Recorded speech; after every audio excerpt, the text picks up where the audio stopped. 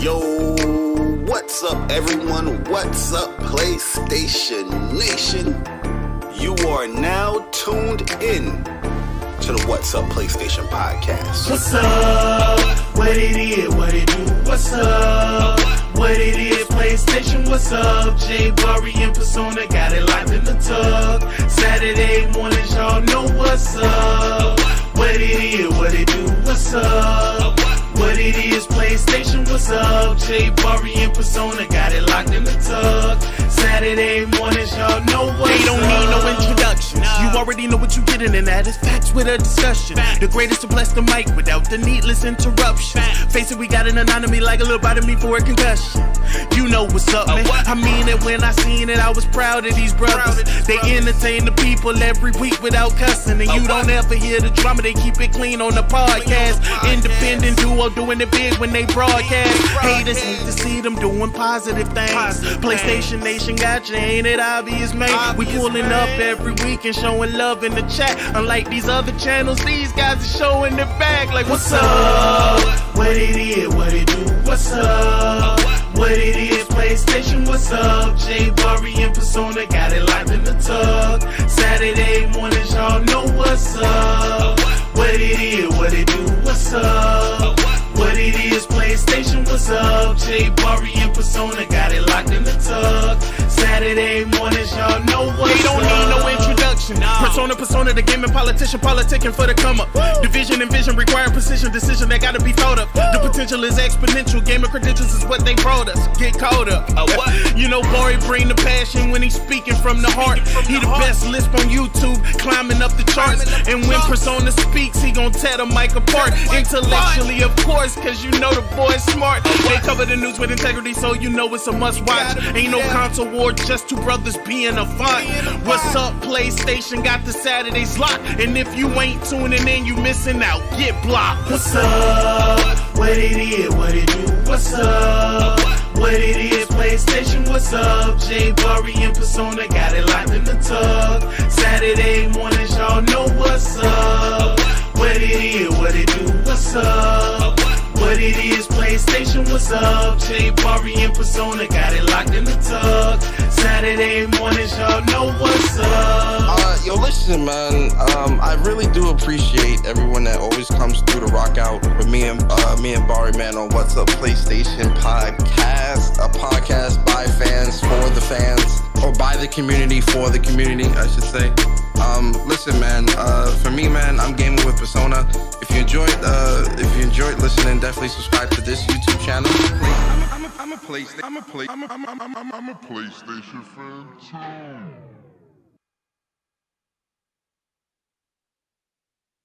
Yo, what's up everyone? What's up PlayStation Nation?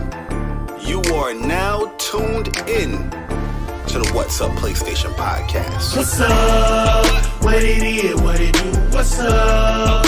What it is? PlayStation, what's up? J Bari and Persona got it locked in the tug. Saturday mornings, y'all know what's up. What it is? What it do? What's up? What it is? PlayStation, what's up? J Bari and Persona got it locked in the tug. Saturday mornings, y'all know what's up. They don't need no introductions. You already know what you're getting, and that is facts with a discussion. The greatest to bless the mic without the needless interruption. Face it, we got an anatomy like a little bite of me for a concussion. You know what's up, man. I mean it when I seen it. I was proud of these brothers. They entertain the people every week without cussing, and you don't ever hear the drama. They keep it clean on the podcast. Independent duo doing it big when they broadcast. Haters hate to see them doing positive things. PlayStation Nation got you, ain't it obvious, man? We pulling up every week and showing love in the chat. Unlike these other channels, these guys are showing their bag like, what's up? What it is? What it do? What's up? What it is? PlayStation, what's up? J Bari and Persona got it locked in the tug. Saturday mornings, y'all know what's up. What it is? What it do? What's up? What it is? PlayStation, what's up? J Bari and Persona got it locked in the tug. Saturday mornings, y'all know what's up. They don't need no introduction. introduction. Persona, the gaming politician, politicking for the come up. Division and vision require precision, decision that gotta be thought of. The potential is exponential, gaming credentials is what they brought us. Get caught up. You know, Bari bring the passion when he's speaking from the heart. He the best lisp on YouTube, climbing up the charts. And when Persona speaks, he gon' tear the mic apart. Intellectually, of course, cause you know the boy's smart. They cover the news with integrity, so you know it's a must watch. Ain't no console war, just two brothers being a font. What's up, PlayStation got the Saturdays locked. And if you ain't tuning in, you missing out. Get blocked. What's up? What it is, what it do? What's up? What it is, PlayStation, what's up? J Bari and Persona got it locked in the tug. Saturday mornings, y'all know what's up. What it is, what it do? What's up? What it is, PlayStation, what's up? J Bari and Persona got it locked in the tug. Saturday mornings, y'all know what's up. Yo, listen, man. I really do appreciate everyone that always comes through to rock out with me and Bari, man, on What's Up PlayStation Podcast, a podcast by fans for the fans, or by the community for the community, I should say. Listen, man. For me, man, I'm gaming with Persona. If you enjoyed listening, definitely subscribe to this YouTube channel. I'm a PlayStation fan too.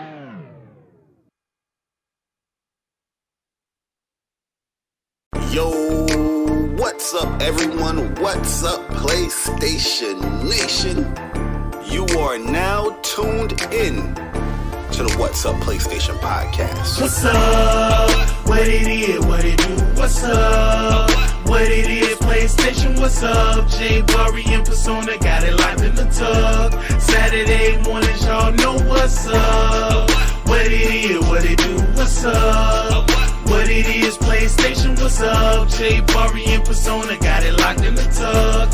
Saturday mornings, y'all know what's up. They don't need no introduction. You already know what you getting, and that is facts with a discussion. The greatest to bless the mic without the needless interruption. Face it, we got an anatomy like a little bite of me for a concussion.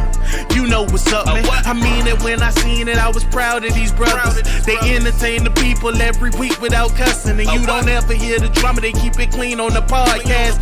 Independent duo doing it big when they broadcast. Haters hate to see them doing positive things. PlayStation Nation got you, ain't it obvious, man? We pulling up every week and showing love in the chat. Unlike these other channels, these guys are showing their back like, what's up? What it is, what it do? What's up? What it is, PlayStation, what's up? J Bari and Persona got it locked in the tug. Saturday mornings, y'all know what's up. What it is, what it do? What's up? What it is, PlayStation, what's up? J Bari and Persona got it locked in the tug. Saturday mornings, y'all know what's up. They don't need no introduction.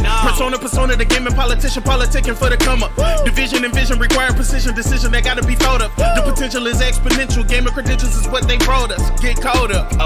You know, Bari bring the passion when he's speaking from the heart. He the best lisp on YouTube, climbing up the charts. And when Persona speaks, he gon' tear the mic apart. Intellectually, of course, cause you know the boy's smart. They cover the news with integrity, so you know it's a must watch. Ain't no console war, just two brothers being a font. What's up, PlayStation got the Saturdays locked. And if you ain't tuning in, you missing out. Get blocked. What's up? What it is, what it do? What's up? What it is, PlayStation, what's up? J Bari and Persona got it locked in the tug. Saturday mornings, y'all know what's up. What it is, what it do? What's up? What it is, PlayStation, what's up? J Bari and Persona got it locked in the tug. Saturday mornings, y'all know what's up. Yo, listen, man. I really do appreciate everyone that always comes through to rock out with me and Bari, man, on What's Up PlayStation Podcast, a podcast by fans for the fans, or by the community for the community, I should say. Listen, man. For me, man, I'm gaming with Persona. If you enjoyed listening, definitely subscribe to this YouTube channel. I'm a PlayStation fan too.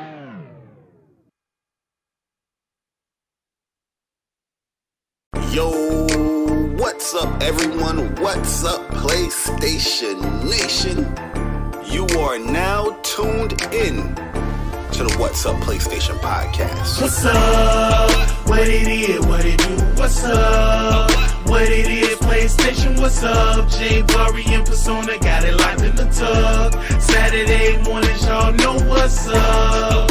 What it is, what it do, what's up? What it is, PlayStation, what's up? J Bari and Persona got it locked in the tug. Saturday mornings, y'all know what's up. They don't need no introduction. You already know what you're getting, and that is facts with a discussion. The greatest to bless the mic without the needless interruption. Face it, we got an anatomy like a little bite of me for a concussion. You know what's up, man. I mean it when I seen it. I was proud of these brothers. They entertain the people every week without cussing, and you don't ever hear the drama. They keep it clean on the podcast. Independent duo doing it big when they broadcast. Haters hate to see them doing positive things. PlayStation Nation got you, ain't it obvious, man? We pulling up every week and showing love in the chat. Unlike these other channels, these guys are showing their back. Like, what's up? What it is, what it do, what's up? What it is, PlayStation, what's up? J Bari and Persona got it locked in the tug. Saturday mornings, y'all know what's up. What it is, what it do, what's up? What it is, PlayStation, what's up? J Bari and Persona got it locked in the tug. Saturday mornings, y'all know what's up. They don't need no introduction. Persona, the gaming politician, politicking for the come up. Division and vision require precision, decision that gotta be thought of. The potential is exponential. Gamer credentials is what they brought us. Get caught up. You know, Bari bring the passion when he's speaking from the heart. He the best lisp on YouTube, climbing up the charts. And when Persona speaks, he gon' tear the mic apart. Intellectually, of course, cause you know the boy's smart. They cover the news with integrity, so you know it's a must watch. Ain't no console war, just two brothers being a font.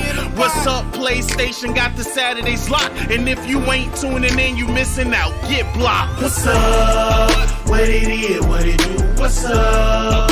What it is, PlayStation, what's up? J Bari and Persona got it locked in the tug. Saturday mornings, y'all know what's up.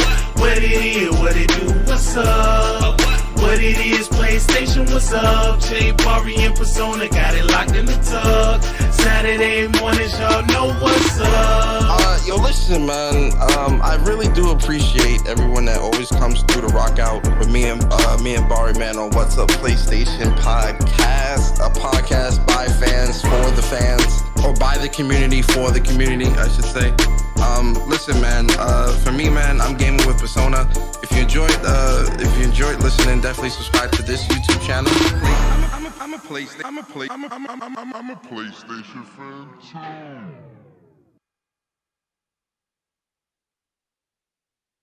Yo.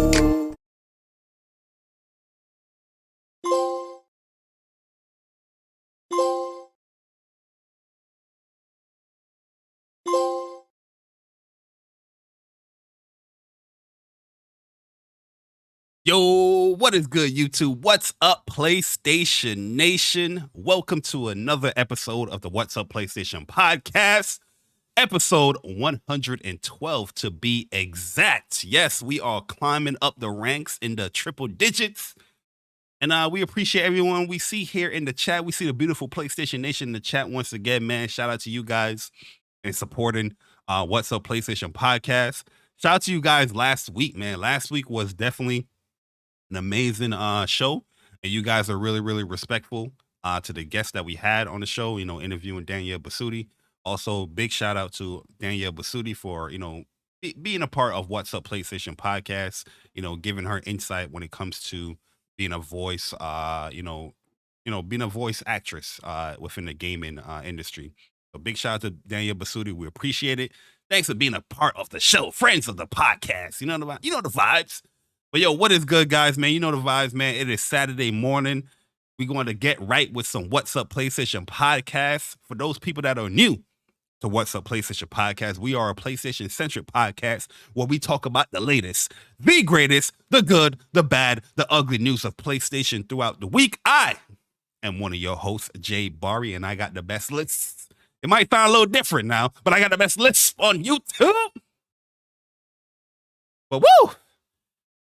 I listen, guys.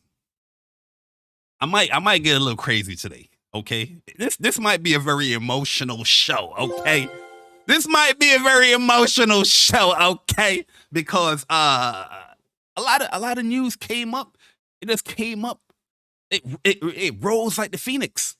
But before we get into all of that, knick-knack, paddywhack, give a dog a bone, I got to introduce the other host of the What's Up PlayStation podcast, the gaming god himself, Mr. Nobody care about that game, J. Bari. The king of queens. Gaming with Persona. Your Persona, what's good, bro? Oh man, you just can't help. Today gonna be a good show, guys, because Bari is definitely in one of those rare form moods today. So it's definitely gonna be a crazy show, especially with the news that just released this morning. No, I don't blame you. I don't blame you because I'm in that. I'm a little bit in that mode as well. Getting that Relink game. I'm getting ahead. Hold on, let me pull back. First off, I just to echo your sentiments. Shout out to Danielle Basutti. She is definitely a friend of WUPS. You understand? Definitely appreciate talking to her last week and really getting her thoughts and perspectives on everything with God of War, gaming, movies, music, everything. She's a very talented woman. So very big shout out to Danielle. We appreciate her taking time to be with us last week. And we, shout out to the community, man, that pulled up and y'all was really hyping the chat. I read all the comments. I read through the chat when I rewatched the show, Bari. It was just you see the cops, the ambulance. No, man. You hear the ambulance? I don't hear it. Oh, you don't hear? You sound good. Never mind. Whatever sentence you got, keep that. So it's just really amazing. And shout out to community for rocking with us as well last week. First time on camera, Bari, which was really fun. Yes, sir. Don't worry, guys. I know y'all probably like, well, y'all were on camera last week. What about this week? Guys, me and Bari, we like to do things very professional. Mm-hmm. So trust me, I tell you, when we do get back on camera, which will be really soon, it's going to be very, very clean, very professional, and easy on the eyes, Bari. It's going to look good. But shout out, absolutely. But listen, shout out to y'all in the chat, man. So we got a great show. And man, we also got a really big guest as well, Bari, man. We got a great guest, sir, man. Plus, some Block Boys are here.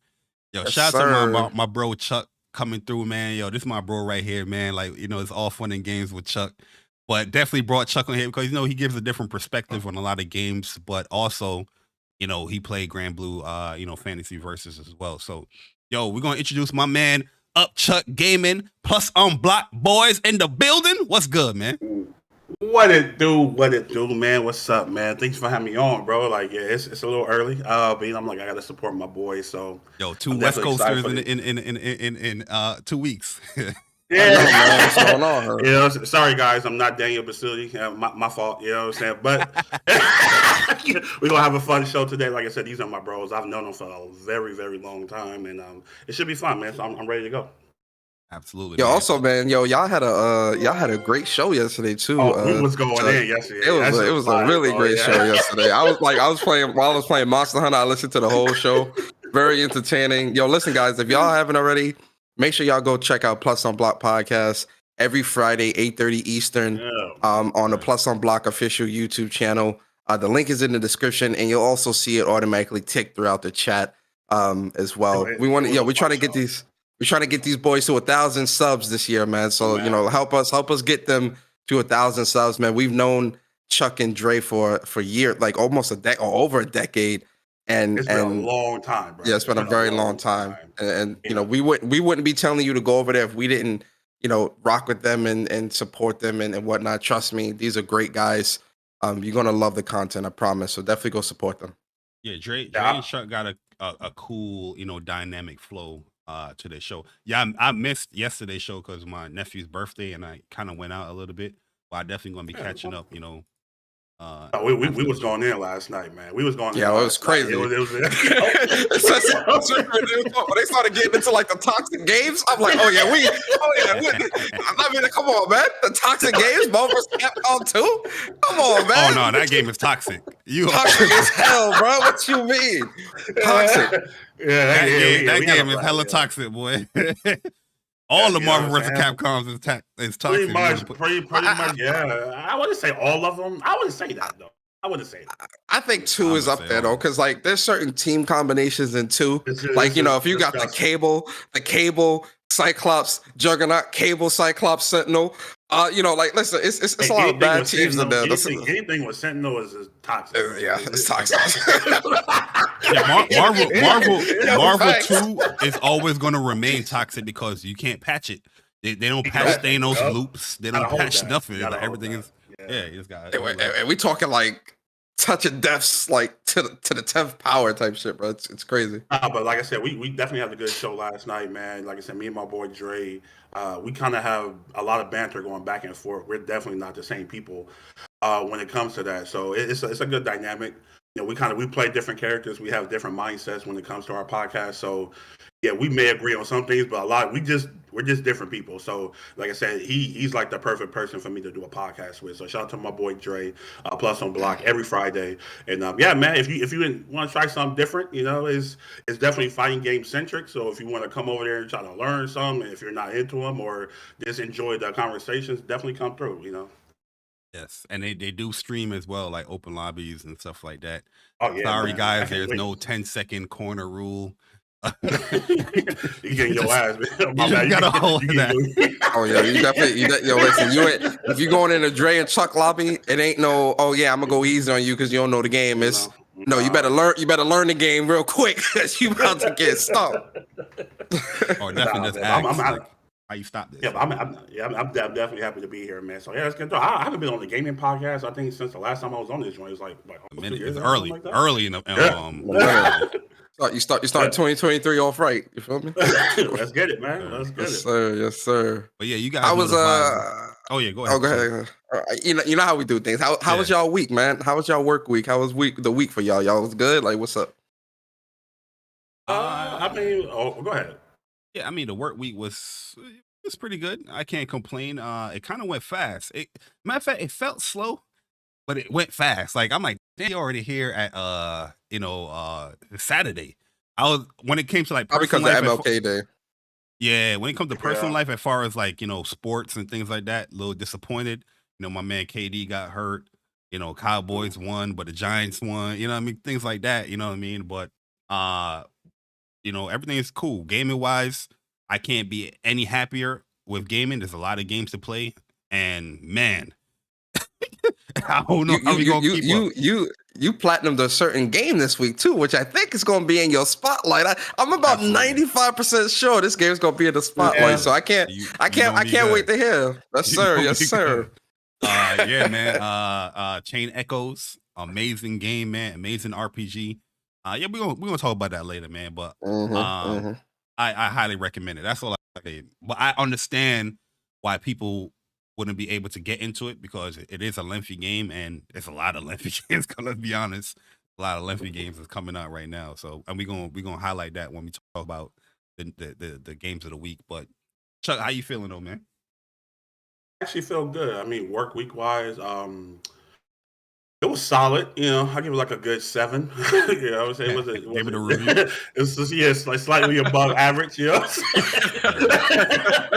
I'm saying? Personally, yeah, I feel good, man. Definitely got getting a lot of rest this week, which is good. Gaming wise, I'm running through Horizon right now. Definitely starting to pick up for me right now, so I'm definitely enjoying that. Been playing KOF 15. DNF Duel, just kind of getting ready before like these onslaught of games come out, man. I definitely want to beat Horizon before a lot of these games come out. Then I could kind of just leave 2022 in 2022. You know what I'm saying? Like I'm done. Yeah. You know what I'm saying? You're finding out that Aloy, Aloy, she don't give a shit sometimes. Like Aloy, She straight up, man. She got a little attitude to her. I'm kind of liking it, bro. I'm like, I want to get her goals done, man. I was gonna say, man, when it comes to the goals, she'll get fucking. Your leg could be broke. She's like, look, man, I gotta go. I'm trying to stop Far Zenith. You feel me? For real. We gotta do what we do. You feel me? What you mean, your leg broke? I'm pretty sure you guys have talked about this, but I'm just like, the world of Horizon to me is gorgeous. I'd be the best open world I've ever seen. Yes, sir. I don't think nothing is topping this open world, man. And like I just been having the blast, just kind of like navigating through it and running to different like machines and stuff like that, man. So it's the look at the world as well, but it's also like how they conceive everybody, like the different towns and tribes. Like if you just walk around those towns and just analyze how people is behaving, and it's like, damn, man, you put a lot of work in. This the most active NPCs I've ever seen in a long time. That shit. No, crazy. for real though. And there's so many different ones too, which is like amazing, man. So I'm definitely, like I said, I'm definitely enjoying the game. Like I said, in the space, I was like, it started off a little slow for me, but it's starting to pick up now. I'm like, all right, cool. So I'm trying to do like a little bit side stuff, and just trying to, get the trying to get like different machines to hack and start doing that type of stuff. But yeah, overall, man, you definitely gotta give appreciation to also like the black NPCs in this game as well. Yes, that was one of the things like I noticed like off rip, especially when I got like as early as Chain Scrape, which is like the tutorial area of the game or whatever. Looking at the two sisters that create the staff for you, the javelin. I was like, yo, these black people look great. Like the features, the hair. I'm like, yo, they really like put a lot of love and care into like everything. I'm like, yo, this is great, man. They did great. Yeah, Gorilla. I don't know what type of magic they doing over there at them studios, but it's crazy. No game looks like that, bro. Like no game looks like Horizon, bro. Like it's that Decima engine, bro. That Decima engine is incredible, man. It literally pops off the screen, man. So shout out to them, man. Yeah. So how you feeling though, man? How's your week? I know you're getting into things as far as going back to work and all that. Hey man, they got me back in the office now 2 days a week. Mandatory now. It's mandatory, so I can't There's a review I'm actually waiting for you to drop too, man. I'm waiting for that review, man. Man, Bari about to get at me. Nah, but my week is cool, man. I this week was a real chill week. I didn't game a whole lot this week. But I did, get some good sessions in on some certain games. But work is, it's the beginning of the year, so it's a lot of new projects and stuff that I got that I'm trying to get through and whatnot. And it's a lot of goals and everything. It's cool though. I'm happy. I'm cool. It's a good week. You also got a nice little new device too, man. The backbone, the PlayStation. Yeah. Yo, Bart, yo. He petty. Yo. Nah, I'm not even being petty. I actually want to hear your opinions on it. I mean, because remote play and all that stuff. You know what I mean? Mm-hmm. No, it's and I'll probably talk about it, when we get to like the spotlight. Because funny enough, that was going to be one of my spotlights. I like it. I actually got to take back, because I remember when you first got it, I was talking a lot of junk. Like, oh, Bar, you bought a backbone for both. I ain't doing this. I ain't doing that. And it's really been helping me. When I'm in the office to get on lunch or something, I play for like an hour or so. And it's definitely a great. It's very well made too. I like it a lot. It's dope. The build is good. Like it's a good build quality. Yeah, it is. It really is. I wasn't trying to get at you. I was trying to see your opinion, man. Nah, I'm gonna put my thoughts out like another week or two. Just spend a little bit more time with it. And that's dope, why I said I was like, I'm waiting for like a specific review for you. That's what I was talking about, the backbone. Yeah. But I was actually shocked by it. Like I'm like, damn, this is actually well built. I think the app is also well done as well. The Backbone app or whatever it's called. Yeah. It's pretty good. I don't like it recognizes all your games that you have there. That's it can be supported by it, which is pretty good. Yeah, I like that. I kind of like that, and don't like just because you can't use it without the app. Like you need the app because you got to sign in and do all this other stuff. Which I'm always wary of doing all that stuff. Like, why I got to sign in? Why you need my email? Why you need all this? I can't just plug this thing in and play. But that's more of a personal thing with me. But in terms of getting in there, there's definitely like a lot of things that you could sift through, and it's got a lot of great uses where I'm like, all right, this is. I like this, man. Like I could definitely see myself, using this very long term. So, shout out to the Backbone. Man. But yeah, guys, it definitely eats your battery, though. I tell you that, man. On the phone, that thing will shoot through your battery life. Oh man, Sorry, man. But yo, guys, listen. I ain't even gonna lie to you, man. I'm in a really good mood. I'm in a really good mood. It's gonna be painful. Yes, sir. The list about to go crazy today. Unbearable. Everybody get your ponchos. Get your rain jackets. Listen, man.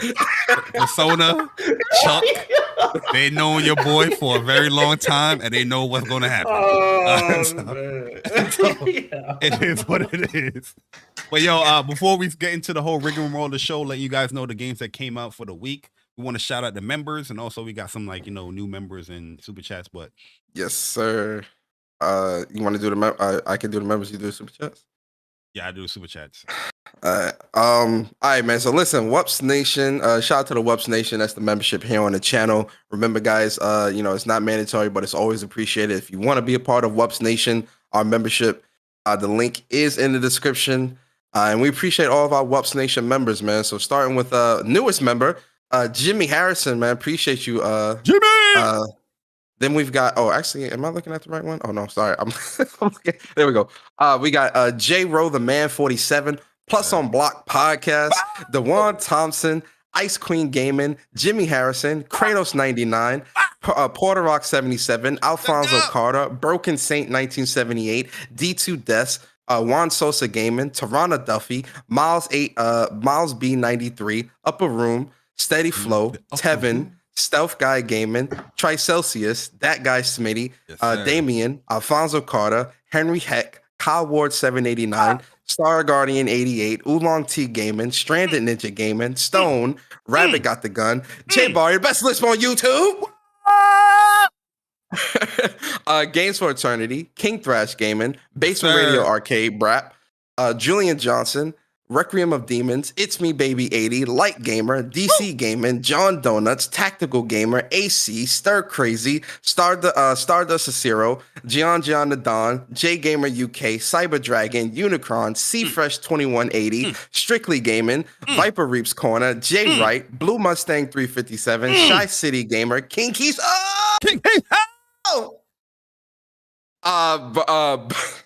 Bird, Upchuck Gaming. Bird got the whole regular name, Bird. Bird. Navigator 3221. Nari.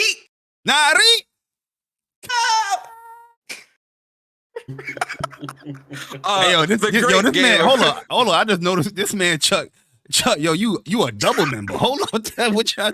Yeah, man. I'm saying support, bro. Respect, man. Appreciate you, brother. The Great Gaming with Persona. Hold on. Can you repeat that again? Who's that? The Great Gaming with Persona. Why that man so hesitant, Chuck? Shy as hell. Oh, man. You see the hate? Y'all see the hate? Oh, man. Hating us. Dreology 619. And last but not least, that's Dreology 619, other half of Plus on Block Boys. Oh, yeah. And then last but not least, Mr. Go Try Her Guy Uchiha. Oh, hey yo, I appreciate the members on the channel. Block Boys out here, they support, man. They support. Support. YouTube channel and their separate channels. God damn. Yeah, man. Y'all family, man. Yeah, that's what it is. Support, man. Appreciate y'all boys, man, for real. Yes, sir, man. We appreciate you guys, man. Thank you for the support. And we got a few super chats here. Shout out to my man Kyle Ward with the £2. He said, I'm a PlayStation fan too. Then we got Jimmy Harrison. I'm a PlayStation fan too. Yo, did that come out on stream? Did you guys hear that? It did. They should have, they should have. Okay, cool. Matter of fact, how does everything sound as far as when it comes to Chuck and Persona? Even the trophies. Let me know how that stuff sound, guys. You know what I mean? Because I'm using a different interface here. Shout out to Jimmy Harrison with a $2. He says, much love, brothers, glad to be here. Then Plus on Block joining the WUPS Nation, man. Appreciate it. Plus on Block podcast in the building. Appreciate you guys, man. Then we got J Row the man joining the membership as well. Yeah, I think you read that off, right? And DC Gaming with a 7 month being a WUPS member. He's saying here, happy Saturday to y'all brush. Bonus topic, courtesy of Jazz Gordon. Corden, please, he says, why does it feel like a AAA industry is on the ropes? Why does the AAA industry feel like it's on the ropes? That's what, is that what Corey or DC? I forget. That's what DC just said. Yeah, I think DC wanted us to talk about that in a topic. In the discussion. Oh, okay. I don't know why are you saying that? I know Chet. That's I know it. Jez. I guess was like Jez, because Jez was talking. I guess I'm just assuming here, but I assume it's because Jez might have been talking about something in regards to AAA industry because of everything that was happening throughout the week. So he might have, you know. So yeah. Yo, no, I know this is a PlayStation podcast, but it's always the other platform always trying to dictate what gaming and should be happening or doing. It's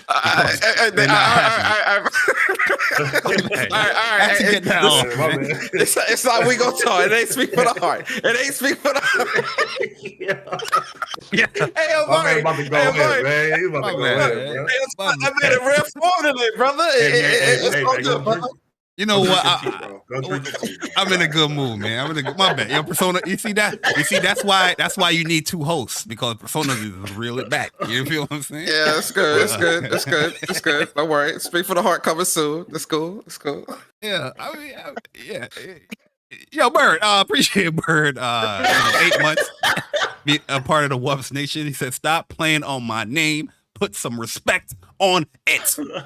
Shout out to my man Bird, man. Then we got my man Viper Reaps Corner with a 199, Mr. iPhone user. He said, "Bird, brrr. What happened to that boy?" That boy.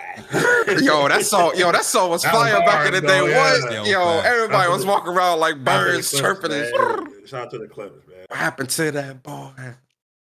Yes, sir. Yo, if he wasn't influenced by music back in the day, I don't know what the hell's wrong. Yeah, it was music a great time. Definitely an issue. All right, guys. So let's get into it. Where we're going to be talking about the games for the week. Not like a huge week as far as like a lot of games, but we do have some big games that came out, man, or some beloved games that came out. So these are the new games for the PlayStation 5 and 4 this week of January 16th to the 22nd. And here we go. The first game we have here is Ludo XXL for the PS5. Sound like a easy plat game. Maybe I'm wrong. Maybe. I don't know. Then we have Miss Cat Between Worlds for the PlayStation 5 and 4. Shadow Gangs for the PlayStation 5. The Legend of the Tyadin for the PlayStation 5 and 4. Or Andin for the PlayStation 5 and 4. Gray's Counter GM for the PlayStation 5 and 4. Persona, I need that review by next week. Oh no, next week we're off. Wings of Blue Star for the PlayStation 4. A Matter of Principle. Okay?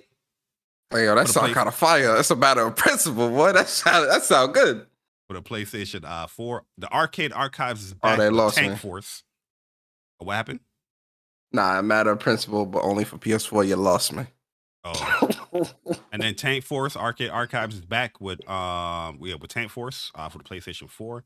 A Space for the Unbound for the PlayStation 5 and 4. Never Awake for the PlayStation 5 and 4. Yo, Chuck, how do you like that game? Which one? Never Awake. Yeah. Yeah, I'm still asleep, bro. So I don't know. Nah, yo.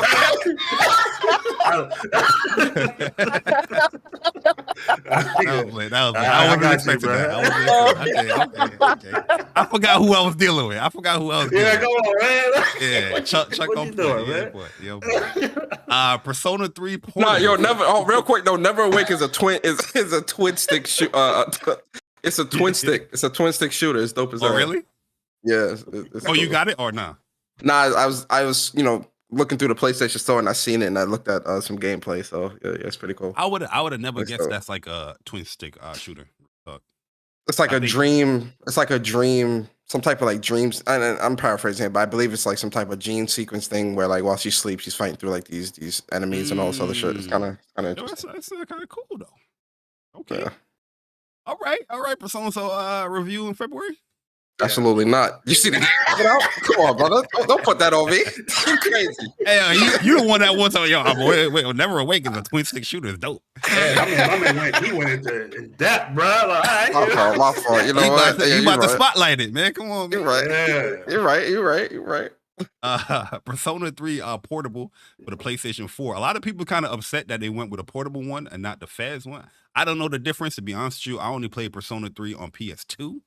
So I know people was upset about that, but now we have Persona 4 Golden on the PlayStation 4. It's finally here on console. Finally. on the console. So anybody that was wishing for that stuff, it's now here on the console. Then we have Super Jumpy Ball for the PlayStation 4. I knew he was gonna go. What PlayStation? What y'all doing, bro? What is this, bro? Look, man, PlayStation out here looking like Steam with some of these games. This is like the I knew he was page gonna on go Steam, off, bro. Super Jumpy Ball, bro. Come on. It could be a good game. You never know, man. You can't judge a game based off the name of the title. You're right. It does say PS4 though, so I would never play that. It's 2 L's and 1 T, so it's 2 L's. Oh, that's a fact. Man. That's a fact. Chuck, no. Super Jumpy Ball. If you guys want a review from Chuck, put a 1 in the chat. Let us know. No, don't be All right, Rob TV. All right, bro. Here Put a 1 in the chat, man. Put a 1 in the chat, bro. Yes, sir. We got to make Chuck make reviews again. Now we got Tortuga, A Pirate's Tale for the PlayStation 5 and 4. Is that tied to Pirates of the Caribbean? I don't know. Nah. Hey, y'all chat is real toxic, man. I just want to let you know. Yo, they got the ones in the chat, man. They got the one. Hey, y'all, your chat is real toxic. The chat has spoken. Chat spoken, man. You gotta do what they gotta do. That's the rules. Then we got Monster Hunter Rise for the PlayStation 5 and 4. I know this is gonna be the spotlight. Yes, sir. That's my shit, man. Yo, so you did all well, I know you did. I ain't even gonna ask you. I'll wait for the spotlight to ask you. Yeah.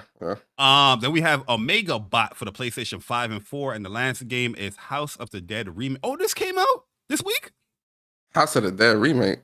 Really? Yeah, the shoot 'em up game. You used to play. I didn't see that in the PlayStation Store though when I looked though this week. Yeah, I didn't see that. Either.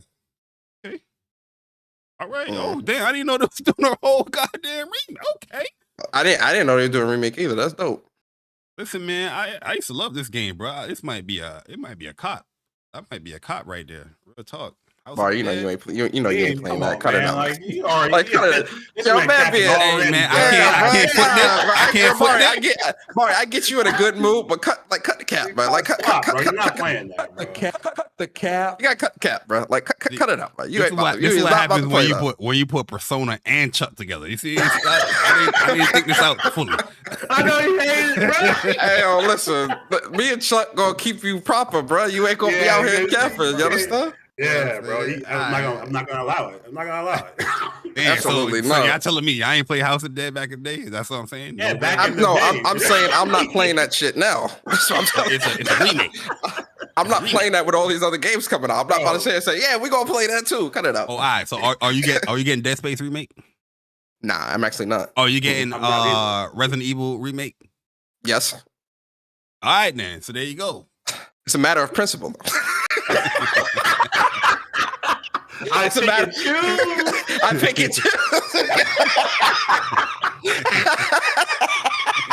I ain't messing with y'all. Listen, I'm in a good mood. Y'all ain't gonna do this to me, okay? I got my coffee. I'm good, bro. I'm in a good mood. That's as long as I repeat that, we good. But, yo, let's get into the spotlight games for the week. You know what I mean? How we do out here on WUPS, man. Persona, do you want to explain to the new people here that's probably new or probably lurking, that's probably listening to the show for the first time, what does the spotlight game for the week or games mean?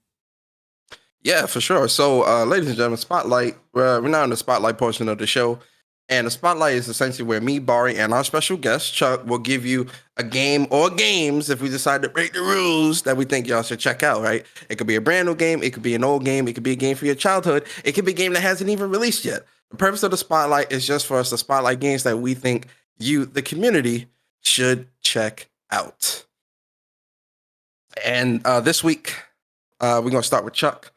Chuck, man. Give us your spotlight game of the week. Spotlight game. Are you going to break the rules? I'm not going to break the rules, man. Because a lot of games I am going to play this year, but I think the main game I'm excited for is Assassin's Creed Mirage. I was a huge fan of like the old games, Altair, Enzio, and you know those are like the type of Assassin's Creed games I like. I think even Unity was cool. After that, they kind of went off the wayside. I think Syndicate was like the last type of assassin game, and then they kind of went to like Odyssey and all this other stuff. I wasn't feeling none of those, man. So I'm so excited that they're going back to the original way because those games to me were very creative. It was man, what an era, man. The 360 PS3 era, man. So many new IPs came out during that time, bro. Yeah. And yeah, Assassin's Creed was just, it stood out. It was so different from anything we played. And I just kind of fell in love with the series, man. So I'm really excited that they're going back to that and not these open world PG, this massive worlds, bro. I mean, it's okay to kind of condense your game. It could be like an open hub, you know, a la God of War, something like that, where it's kind of semi-open world, but it's not. You know what I'm saying? It's more controlled. Yeah, exactly. Yeah. You know what I'm saying? Yeah. So I'd rather play something like that when it comes to Assassin's Creed, man. They really going back to, you know, the days of Desmond, you know, and all that other stuff. So that's like my most anticipated game this year. Like no lie is definitely that. I mean, you could throw another. I could break the rules. I think Stellar Blade looks cool as hell. I don't know what this game is about, bro. But yo, every time I see that trailer, bro, I'm like, yo, I can play that. I'm gonna play that joint. You know what I'm saying? So, it looked fire, man. It just is. It looks like Stella Yams. Oh yeah. Oh, Stella Yams. My bad. Yeah. Stella Yes. Yams. Get me Don't- to the I'm about to pop up. yams. How can I get to the yams? But nah, so those are my two games, man. But I'm definitely more excited for Assassin's Creed, man. I hope they do this Ubisoft do that right because yo, they've been killing all my franchises, man. Where the hell is Splinter Cell? We gonna talk about it Where- Ubisoft a little later. All right, my bad. we definitely gonna talk about that, I'm like, boy. yo, I hate, bro. That company. Man, I'm done. Go ahead. My bad. My fault, man. Go ahead. Something not right over there in that water, but hopefully Yo. Assassin's Creed Mirage is Mirage, right? That's what it's called. Yeah. Yeah, it's Mirage. They can bring them, you know, back to some type of resurgence with that. Mhm. Yo, Persona, man. Yeah, man. Spotlight Games. Are you gonna break the rules? Absolutely, I'm breaking the rules this week, Man, man. it's Do a you rebel, understand man. what came out this week, coming out next week, coming out 2 weeks after that, and then 2 weeks after that? Absolutely, we breaking the rules this week. So first and foremost, man, my first spotlight, you guessed it, Monster Hunter Rise. So first off, for the crowd, it's well, Persona, if you're such a big Monster Hunter fan, well, why didn't you pick it up on the Switch? I did pick it up on the Switch, and I did play it on the Switch. Now I'm playing it on PlayStation. This game is great. It's so beautiful too, man. 4K 60 frames. It runs buttery smooth. The game has no hitches. The load times are so fast. It's like it's almost non-existent. Like when I choose a mission and it go to depart, it goes from mission screen, you press the R2 to depart, and then you in the world doing what it's so quick and it looks beautiful. It's very fun, and it's Monster Hunter, right? If you played Monster Hunter before, then you know what you're getting into with that. If you're someone that's new to Monster Hunter, it's one of those games where it's kind of like, you know, you build up your character, you set up your character how you want, build up with like those different RPG elements for crafting your own gear, and you know, having to hunt different enemies to get better gear and fight stronger monsters and hunt them down, and you know, with search their tracks and all this other stuff. It's really fun. One of the cool things about this game that I love so much is that now you have like this, I forget what it's called. I think it's called, it's like this butterfly grapple thing that you can now use like in your the firebug. I forgot the name of it. I know DC will probably tell me in the chat. It's like this firebug thing, grapple that you can now use in combat and like to traverse through the world. And hey man, I got a wirebug. Shout out to Bird, wirebug.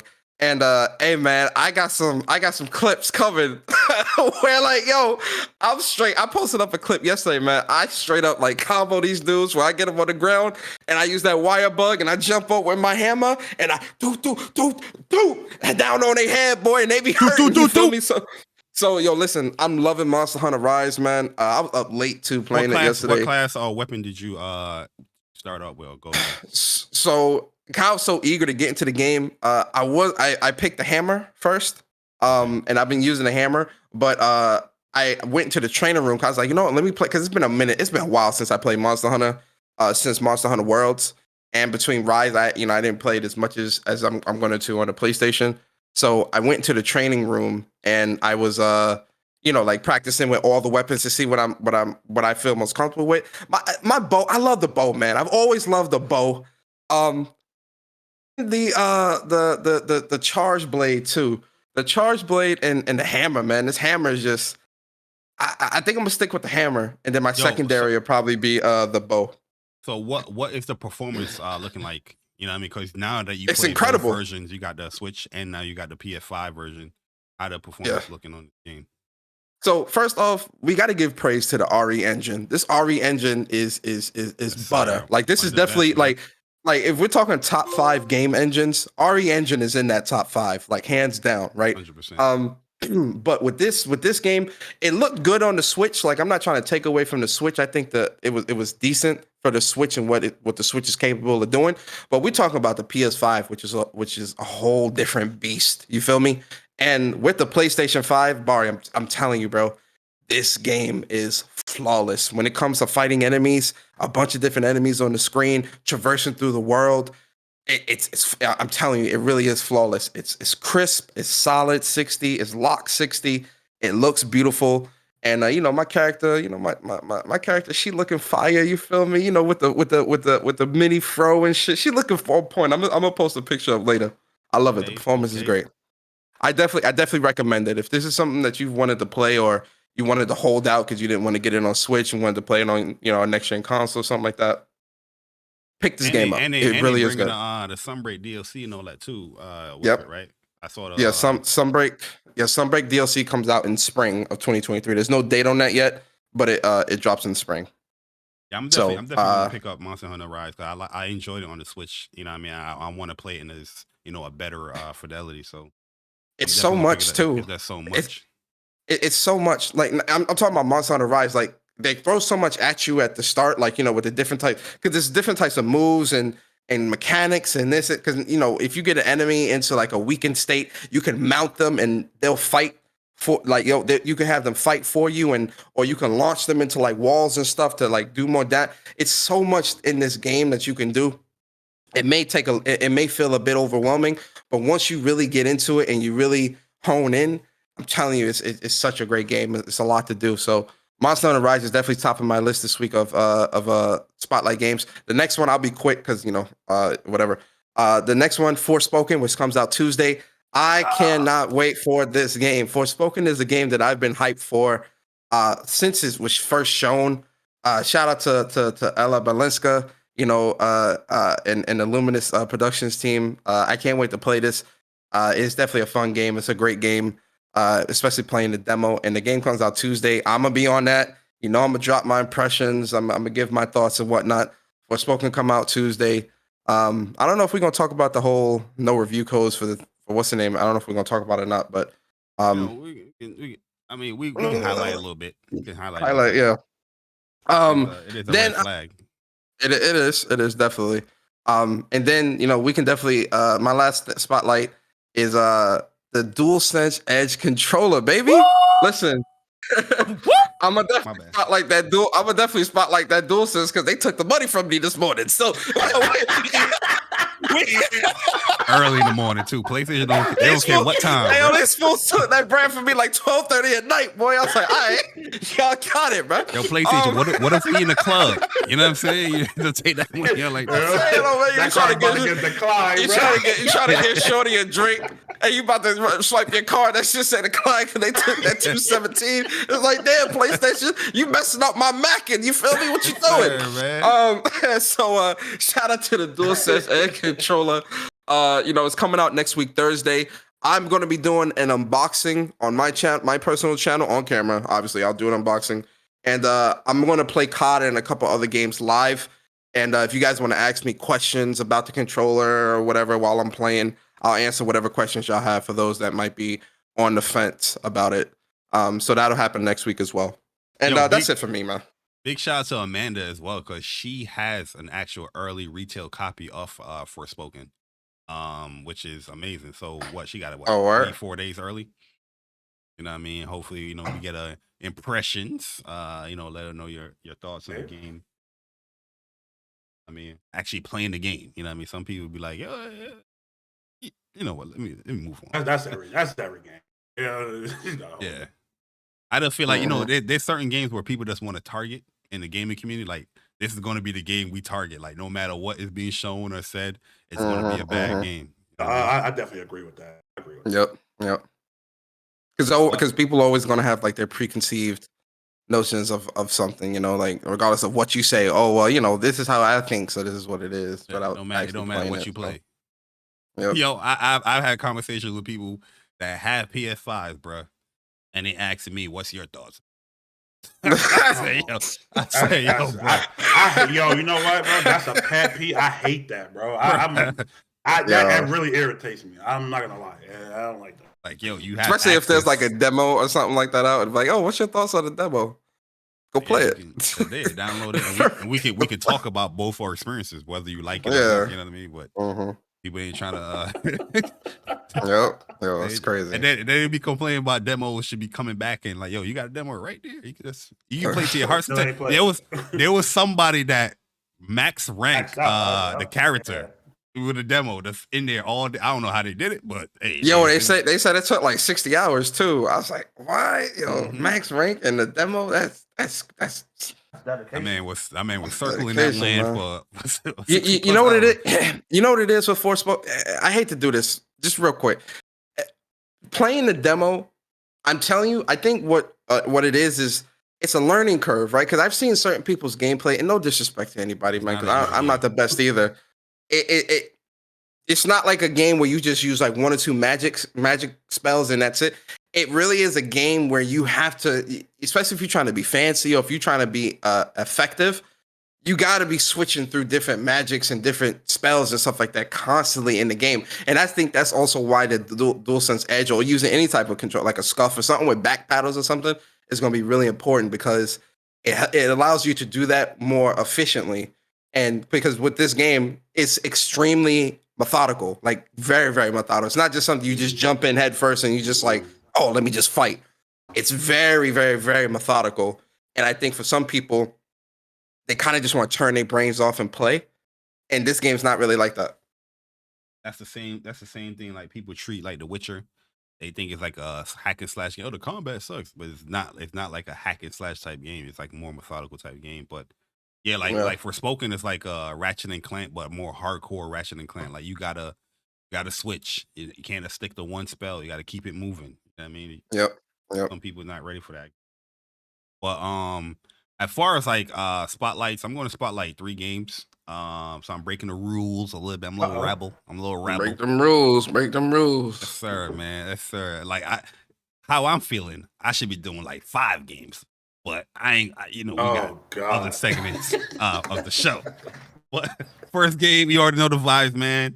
Chain Echoes, like I can't talk about this game, any much longer because the game is just super, super good, man. Like I said, if you're looking for that nostalgic feel and look to a RPG or a JRPG, it's not even a JRPG because it's not made by a Japanese studio. It's made by one person, honestly, that wrote this and directed it.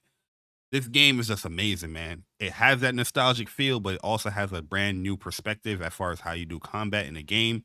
There's a lot of mechanics in the game that's super, super cool. The sky armor is really dope. I like how they implemented that. The traversal is really great when you start opening up the game and get that sky armor and you start hovering and flying wherever you can get. If you like exploring in game and like seeking out treasures and all that stuff. Yo, this game is like the perfect game for you, man. But yeah, I really enjoyed it. It's also a game where it's not one of those like RPG games where you can just turn your brain off and just whatever boss fight or enemy, you just press X and press attack and do a super. You gotta be mindful of what you're doing in this game. It's challenging from the beginning to the end.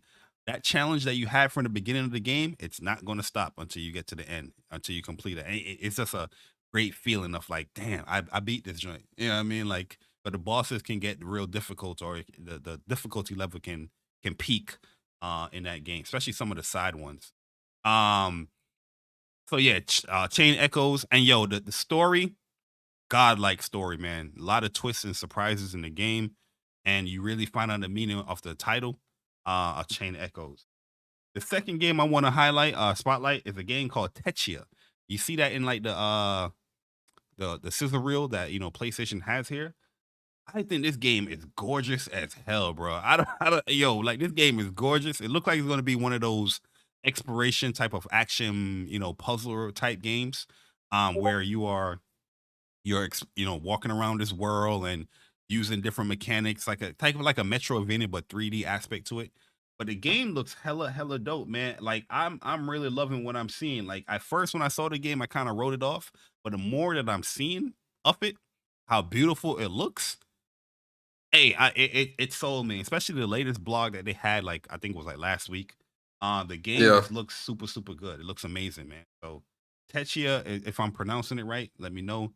This game just looks really good, man. I'm loving it. I like the mechanics and how you traverse. You got the little musical mini games as well and all that. I'm not saying that not every game got to be AAA blockbuster, for you to really love. But like sometimes these games. Oh, my bad. Go ahead. No, I was gonna. No, this your spotlight. Go ahead. Oh no, you can interrupt me though.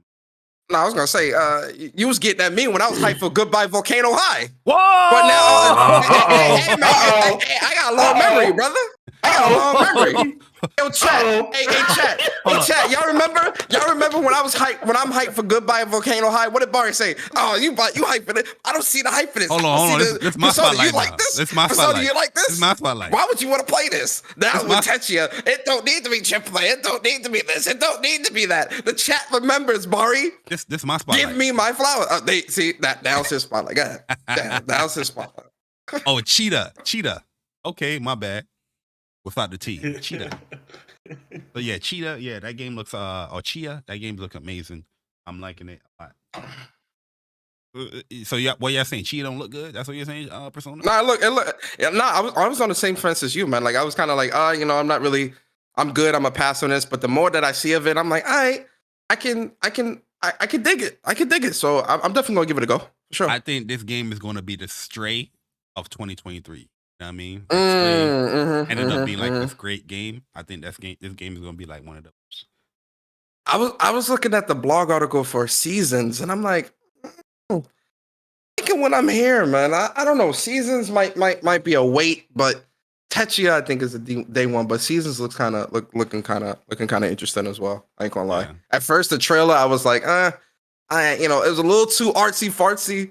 But looking at like the gameplay and the other trailer that they sent, I'm like, all right, I can dig what they trying to do here. So all right, we're gonna give it a go. Yeah, and the last game I'm going to highlight here, is a game that just recently came out, like a PS5 update for it. Dragon Ball Z Kakarot, man. Like, yo, that game is great, yo. Like, listen, if you're creating a single player or a story driven Dragon Ball Z game, that is the way to go, in my personal opinion. Like, that game hit all the notes for me. Nostalgic feels, adding little collectibles, like in the little cards that they have. Because I used to collect Dragon Ball Z cards. And some of when I see those cards, it bring me back. Like, damn, man, I remember going through and like making sure all of the cards is in place as far as like what happened within the show or the arc or whatnot. I'm just like the saga.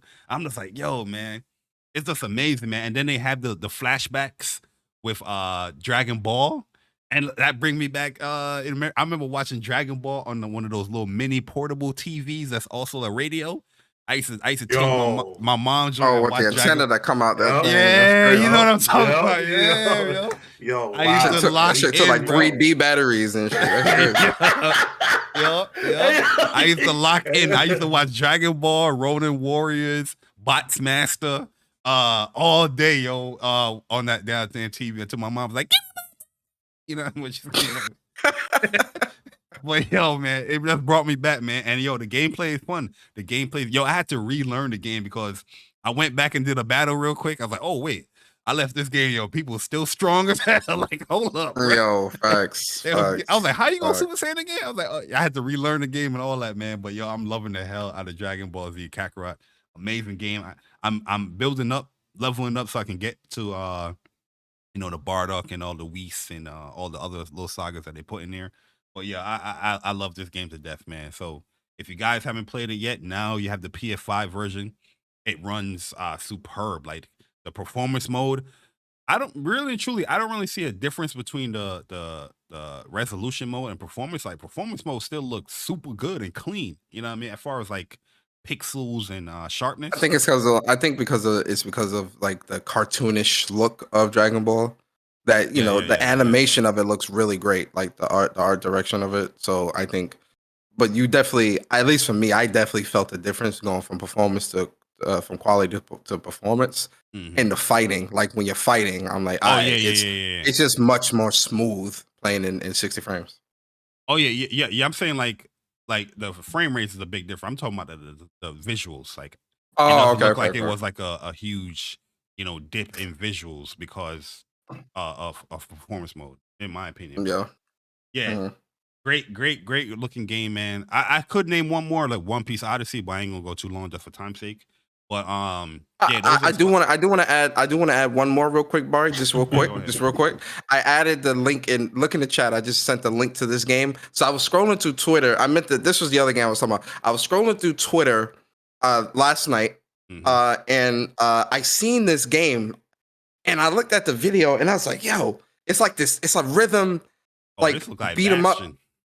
Yeah, this is like but I don't know if you play the music, I don't think we'll get copyright or anything like that because it's their own unique music. But it's like a rhythm, it's like a music rhythm, beat 'em up, style like game like that. Not beat 'em up, but it's an action music game because like there's all types of music and stuff playing. And I was like, yo, this looks incredible. Like I gotta play this. And this is the second game, so it's called Figment 2 Creed Valley. Coming out March 9th on PlayStation 5. Local co-op. I was like, yeah, local co-op and all that. I was like, yo, I'm definitely picking this up, and I wanted to spotlight this as well.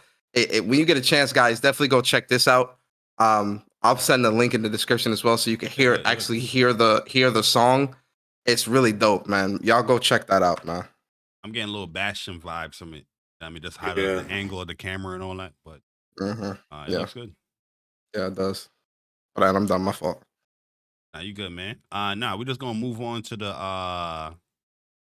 Last of Us TV show review. I know we all talked about it in great lengths, with Spaces or your own individual channel. But I just want to gloss over like your overall thoughts. Because we're gonna add this to the show each week on WUPS to be adding, like our overall impressions as far as each specific episode. So we're gonna start here with the first one here. With episode 1, man. How y'all feeling about episode 1? Did they nail it? Any criticisms as far as like what you think they could have did better, or you just think this is like the best video game adaptation ever? Like a lot of people saying on Twitter. I mean, for someone who I only beat The Last of Us the first game once. I beat the second one time, so I kind of didn't really remember too much from the first game, not gonna lie, but I definitely remember like the beginning. And in my opinion, the first episode definitely kind of sucked me in. Pause. To he had to pause that real fast.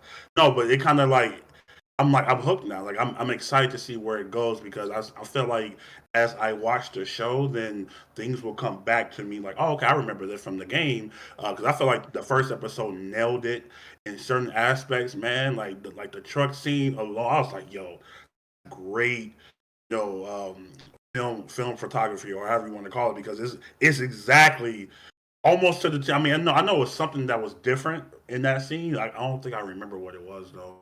It was something different, but for the most part, it was right on point from what I remember from the game. And it definitely felt a lot creepier for some reason, man. Like when Sarah went into the old lady house, bro. Yo, I was saying that, I ain't gonna lie to you, bro. I was like, what are you doing?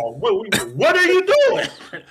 Look, man, me personally, I'm gonna keep it a stack. Yo, if you on the ground bleeding, I'll fail. What do you want me to do? I call 911 for you, but I'm gonna keep my 6 feet. I'm not going in to investigate. I'm not doing none of that, bro. You watch too many movies like that. It was kind of crazy, but I just feel like it definitely felt like the tone of the show was really good in my opinion. I'm definitely excited for tomorrow's episode, man. And I hope they just kind of keep building and building and building. I feel like the actors, for the most part, it was kind of spot on. I think Ellie, she was receiving a lot of criticism, because of the look. But after a while, I didn't even care anymore. I was like, yo, the acting was really, really good. So I agree. and, it definitely kind of took the persona of Ellie. And she's acting like Ellie, which is a rebellious little kid, this and that, whatever. And I liked it, man. It like overall, I was impressed. I give it like a 9 out of 10. 9 out of 10 for the first episode. Yeah, I'm the same way when it comes to Ellie. Like, I still gotta warm up to the look, but yo, I ain't even gonna hold you. She definitely nailed the character Ellie as far as like personality, characteristics, and things like that. I was like, okay, you're not just a Game of Thrones. You're doing your thing out here, yo. Well, Persona, what's your thoughts, bro? I know you gave like a full review that people should be checking out, by the way. Yeah, man. Appreciate it. So I've watched the episode 4 times now. God damn, Persona. I love the show. Like if I'm able to watch something that many times, extra. I watch it 14 times. So for me, I Last of Us is one of my favorite games of all time. It's up there in my top 10 for sure. So when it comes to this story, it's definitely something that I'm looking at with a different set of binoculars or a different set of goggles because of how close I am to how much I respect and love the game version of this story. So looking at the actual first episode, I think the first episode was done very beautifully because, again, like I've said in my review and like I've said, in spaces that we've done and whatnot, I think what they're doing here is giving us, for the gamers, giving us more context at the things we might have wondered about from playing the game. One of those things is Sarah, right? We really only see the end of that day after the day is done, and everything happens and then she dies and we move on. So I think given those contexts and giving us that look into a full day with Sarah, I love that, man, because it not saying Sarah wasn't human in the game, but it adds more emotion and depth to her death even more. Watching that happen in the show, hey man, that's tough, man. I'm not even a parent yet. I'm not even a father yet, and seeing that, I'm just like, yo, this is tough. It's tough. It hit hard, bro. It hit hard. Yeah, and so I love that they're going down that route. One of my things I was most worried about was the characters the actors and actresses they were going with.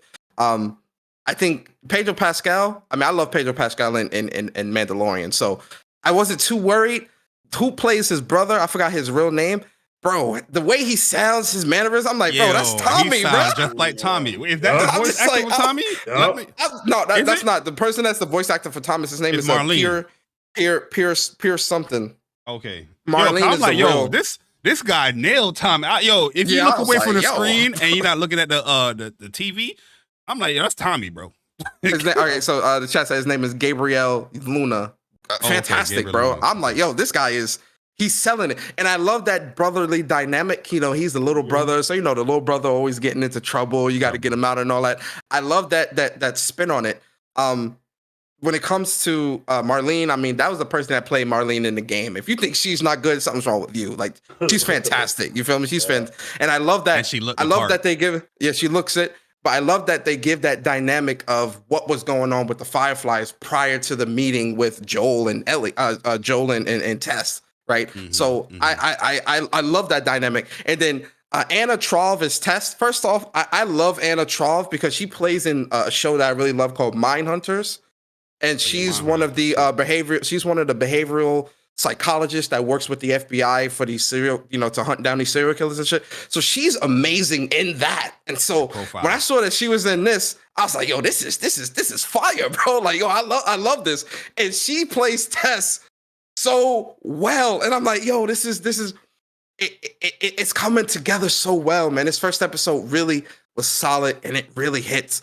My only thing, I keep saying this because I'm not one of these weirdos on Twitter that just doesn't like Bella Ramsey. Because listen, I like Bella Ramsey in Game of Thrones, and I think she did great in this. I just need to see a little bit more, right? I just need to see a little. So hopefully, this episode this week, I think she's really gonna be able to stretch her acting chops and really get into that Ellie role. I just need to see a little bit more. But overall, I gave it a 9 out of 10. I thought the show was great. It's off to a solid start. I loved it. Yeah, I agree with a lot of you guys' sentiments on the show. I do like the more context part of the TV show. Giving a little bit more background as far as what did Joel do before he met up, with Sarah, as far as like the whole, outbreak is happening. I do like that. I like the background with Sarah, like Persona said as well. I thought the show was crafted well, like it was well crafted. And I mean, where Tess actually caught me by surprise too, because same thing with like Ellie and Joel. I was like, I like the actor, but I'm not sure, if she's gonna play Tess. But actress. But I'm just like, nah, I don't know if she's gonna play Tess, man. But once again, this TV show, it's not even meeting my expectations. It's surpassing it. Like everything they did in the TV show is just amazing, man. And I'm just like, wow, they did a great job here. Only thing I have a real critique for on the show is Robert and how they met up with Robert. That's my only thing. I wish they could have kept that in the video. Yeah, I wish they would have fleshed that out a little bit more.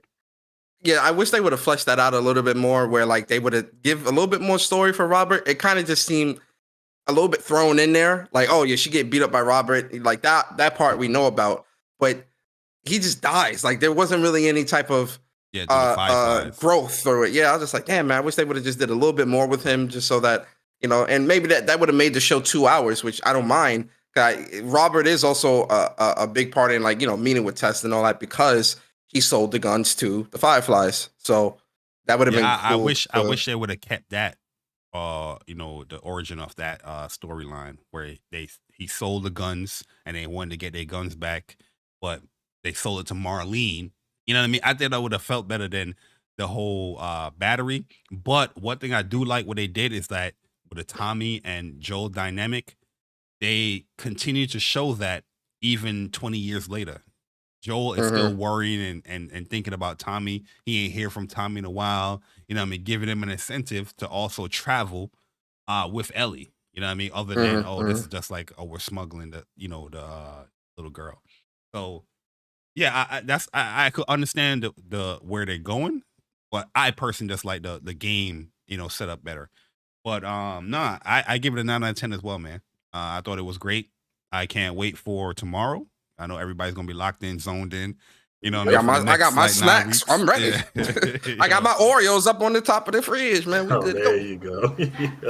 Yo, so like Neil Druckmann, Naughty Dog, HBO, you guys are doing a wonderful job here. I'm not gonna give it the what everybody's doing on Twitter, like, yo, this is the best video game adaptation ever. Nah, I'm gonna wait till the season's over, because they could do something in one episode that piss you off and change your whole goddamn mind. I agree. We should absolutely wait till the season's over, but I think we can say it's off to a great start. Oh yeah. With 100%. Moving into those types of conversations, but again, we need to see the other 8 or 9 episodes to really have that true conversation. Can I ask you guys something real fast? Like, what would you consider be like top tier video game adaptations? Just real fast before we that is, yeah. I know a lot of people going to probably lynch me with this. Not lynch me, but they probably going to lynch. Hold up, brother. God damn, bro. We're 2023, brother. Yo, brother. Hey, why Persona be exaggerating, bro? Brother, that was a little. My brother, that was a little extreme. Lynch. Yeah, brother. Yeah, why you gotta say it like that, though? You are not your ancestors, brother. Like, let your ancestors slip out of you with that, brother. Hell no, you better not rebuke that. What the hell? That man said lynch. What the fuck? Hey, yo, that's crazy. That is crazy, boy. You watching masturbation, bro? You watch that?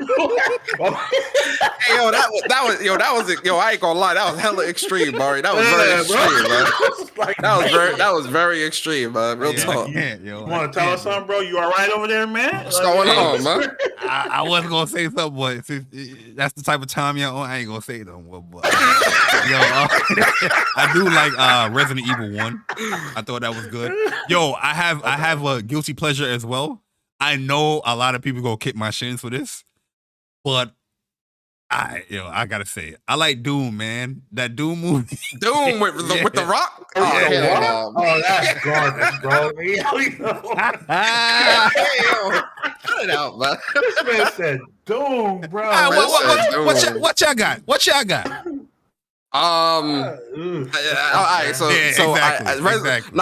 Resident Evil 1, absolutely. I actually think the Resident Evil 1 is one of the best. Like, that was such a good movie, game, whatever adaptation. I loved it. The second one for me, I know a lot of people not gonna like this. That first Mortal Kombat, man. I did like it. Okay, I'm with that. No, I like it, the first one. The first one I liked. The second one was garbage.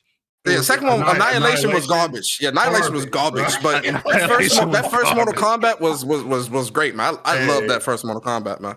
Yeah, I joined went straight to DVD or VHS, bro. That was terrible. That was terrible, man. I was like, that was bad. It's like they made that joint like in 2 months or something. That's all. You see the cameraman all in the shots and shit. Like, yo, when y'all make this? I do agree with Shy though with Rurouni Kenshin. That was all of them. Rurouni Kenshin, like live action was dope. Well, my bad. Chuck, go ahead. No, that's cool. No, I was gonna go with like the Sonic movie, man. The Sonic 1 and 2. I'm feeling those. Oh yeah. Oh, those to me, that is the, in my opinion, that's the 100%. Best visual we got from like a video game, bro. Like, especially Sonic 2. You watch Sonic 2, man, you see like certain shots like, oh man, that's from Sonic 3. And, or this. Then you just see like certain things, but I'm like, yo, y'all really playing, tugging at my heart right now, bro. Like the nostalgia was there. It was done beautifully too, man. Yo, somebody in the chat said Silent Hill 1. That was a good movie. Silent Hill 1. Silent Hill 1 was good. I don't remember that jump. Yeah, I'm keeping it up, Silent Hill 1 was good. I knew I watched it, but I don't I can't really remember. I don't think I've ever watched it. I don't think I ever watched it. I gotta probably rewatch it. I'm not really a Silent Hill type of dude like that, but I'll probably rewatch it just to see because somebody said in the chat, probably. Okay. Yo, and see, even one man Court said guilty pleasure is Doom. Yeah. I watched that Doom shit I watched that Doom shit 2 times. I said, hell no, never again, man. It's not a good movie. It's not a good movie. I can't watch. I don't know. It's just I'm good, man. Anything with The Rock in it is just not a good movie, bro. I'm sorry. Man. Matter of fact, the first I'm sorry, bro. The first Hitman was good. The first Hitman was good. I like the first Hitman. The first Hitman. Mark Wahlberg? Nah, the Agent 47 one was garbage. I didn't like that. Nah, the first Hitman's with the I forgot the dude's name. The Transformers dude. Yeah, you probably Chuck, you hear how much emphasis he put on that? Garbage. Say that shit so disrespectful, bro. That was trash. Yo, we got a super chat here from the Iron Panther. He said, I agree, You Be Dumb has assassinated Assassin's Creed to the point the game has become trash. But Bari and Persona, y'all ready for that DualSense edge? Absolutely. I'm ready. Just to get body, bro.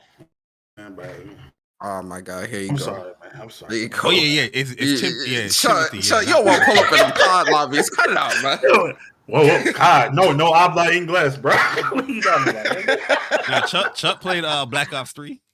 Yeah, I remember. I'm trash, bro. I don't. It's out there. Oh man, I tell you guys, I always say this. I always repeat this. I would never understand Chuck. Like, yo, this man is good at a lot of games that takes time and dedication. A lot of skill. A game like COD, you can learn that. He's like, nah, I'm good. You learn it, real talk. You learn that in a day and be good by the end of the day. Straight up. Yeah, I'm good. But yo, let's get into the news, guys, man. Where we're gonna be talking about this was last week's news actually. Where we're gonna be talking about the PlayStation Plus catalog lineup for January. It's a big one and it's a pretty good one. We didn't talk about this because obviously, we was talking to Danielle Basutti, and we saved some of this news here for this week. So here's a list of the games that's coming. Back for Blood, PlayStation 4 and 5. We have Dragon Ball Fighters, PlayStation 4, but we know that's getting a PS5 update, right? Soon or whatnot. Yeah. Devil May Cry Special Edition, PlayStation 5. That is a must, in my opinion. The Life is Strange Before Storm. Is this the DLC? Is this Life is Strange Before the Storm is the prequel to Life is Strange 1 with Max and did Chloe. you stream So this? Before the Storm, yeah, I did. Before Why you say it like that, bro? Nah, cause I remember he streamed out. Cause I was like, yo, where did I watch this game? Chuck, he in rare form today, so I'm gonna let him rock. Yeah. No, he had cop skip and a jump away. I get on that goddamn White Stone real quick. You feel me? Hey, yo, listen, man. Before the Storm is man. It's the prequel. It's the prequel to Life is Strange 1, and it has to do with Chloe and I think her name was Sarah. I forgot the girl name. I think it was Sarah, or it might have been another game. Rachel. Thank you. So it's about their friend. It's about their friendship and how they were going to, becoming friends and whatnot. And then Rachel goes missing, and we already know what happens with that. I won't spoil it. But it's a prequel to the Life is Strange 1 story. Life is Strange is good, man. I actually like that. Life is Strange. I love those games. That was good. Except for Life is Strange 2, that shit was kind of garbage. I didn't play That's Life is Strange 2 is with the. It's with the brothers. Superhero. It's the two brothers. Yeah, I'm good. Then we have Life is Strange as well. They add in Life is Strange and Before the Storm. In here, very smart, because again, I would put, if you're gonna play these games, play Before the Storm first before you do Life is Strange, because then it'll make sense. Okay, and then we have Jet the Far Shore. I think this was like a launch PlayStation 5 game. It's coming now. Then Just Cause Reloaded. So they reloaded this game here. Just Cause. I cannot stand Just cause you put it in the service don't mean I'm a play. I'm sorry. I hate those games, bro. That's a bad joke. I'm sorry, man. It's a bad joke. It was a bad joke. Let me rock. It was a bad joke. It got Just Cause got a fan base, bro. Like I never really got. Well, no. But Just Cause 3 was cool, but I'd rather play GTA. Like, no disrespect. I just rather play GTA. It's like a poor man's GTA. I know if I play a game like Just Cause, I would never finish it because I would just be doing the crazy stuff. Like I just keep doing that. That's exactly what I did. And that's the problem with the game, bro. Like it's just like you kind of get lost, and I was like, I'm over this, bro. I don't even know the mission no more. So I'm like, I'm out of here, bro. You can have it. Then we have No for the PlayStation 4. No, what? Is this an no? Oh no, my God. Well, I was about to say like, no, Strike two. Yeah, that's right too. Strike two. I ain't going to explain it. If you got to explain that, means bad. Oh man. I thought this was like a new game here, but nah. Yo, a game that I'm pretty excited that's coming here. Erica. This game is dope. I live streamed this game. Very, very dope game. It's like an interactive, like live action movie type game. And the chat, that if you stream it, like the chat can participate as far as like choosing your really your options and stuff like that. Yeah, you can play it through the that's cell dope. phone, and people can like gather together with their cell phones, like picking what choices to make and whatnot. The game is dope because the solving the actual like the crime or whatnot, it's a thriller. Yo, it blew me for a loop. I was shocked. I was like, oh damn. So I ain't gonna spoil it, but I think everybody should actually download this joint. If you do stream, definitely stream it. It's a fun game. So the classic games. Okay, Persona. All right, Persona, man. Chuck. The classic games. Nobody's ever satisfied here with a classic game. So the PlayStation Premium classic games, we have Siphon Filter 3. Star Wars Demolition. With Siphon Filter 3 with trophy support. Yeah, all these got trophy support, right? Yeah, all of them. I only saw Siphon Filter 3, but okay. Oh, so none of them got Trevor? I don't know. Don't quote me on that. I don't know. They might.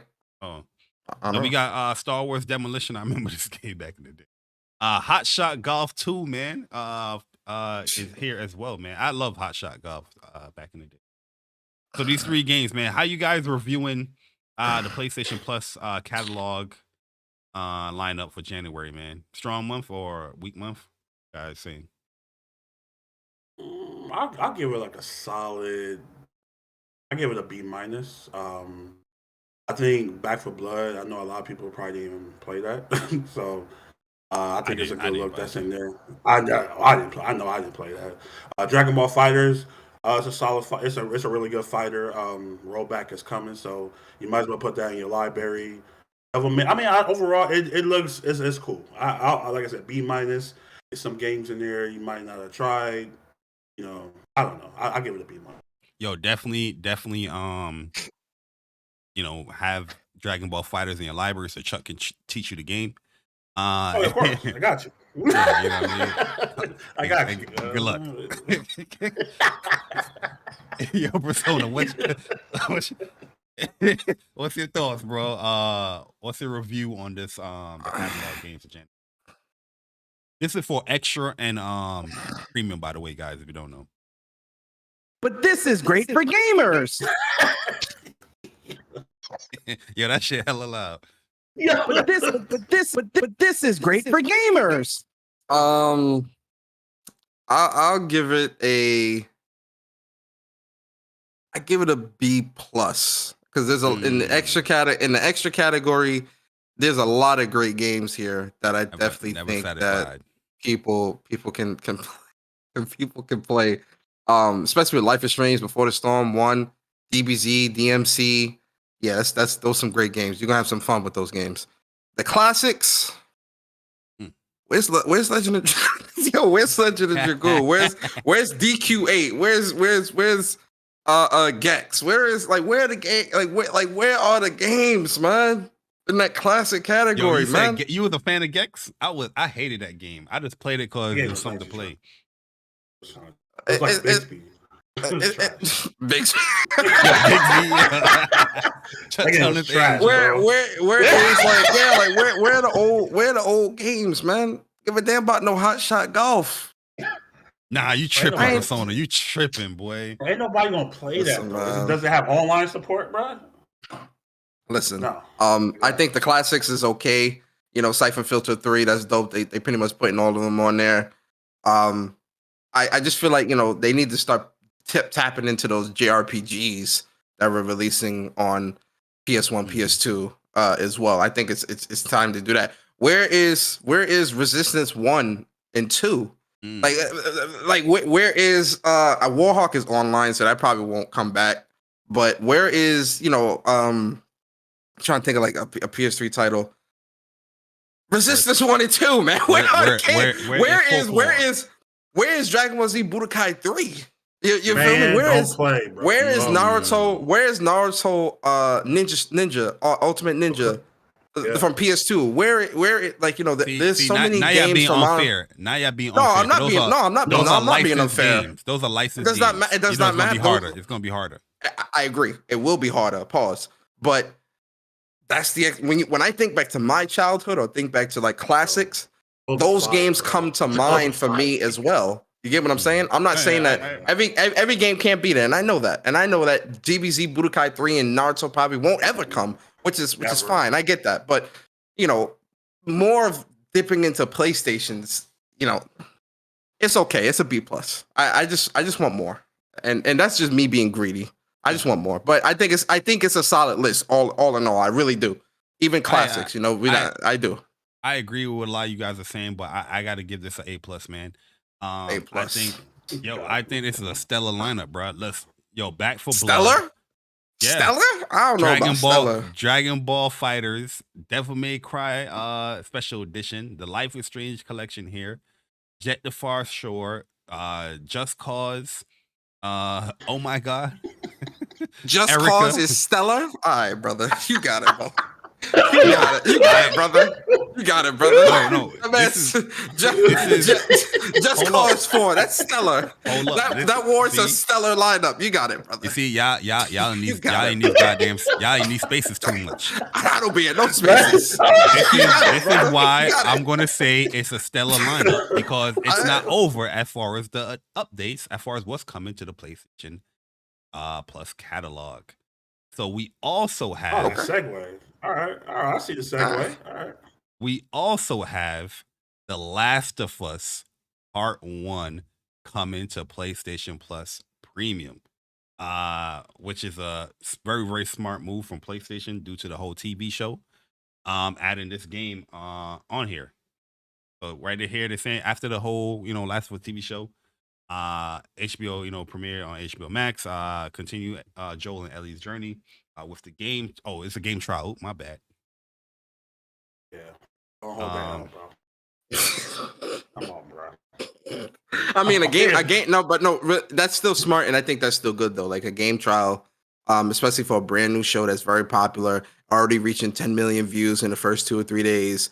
Having that trial there definitely is going to entice a lot of people to want to come through and want to come through and play the game. If they play the trial and then they play the full game, or it might get them to play the full game. So I'm like, and Last of Us Part 1, that's a damn good remake. Like let's not cap. You feel me? That's a damn good remake. So yeah. I definitely think that's going to get a lot of people to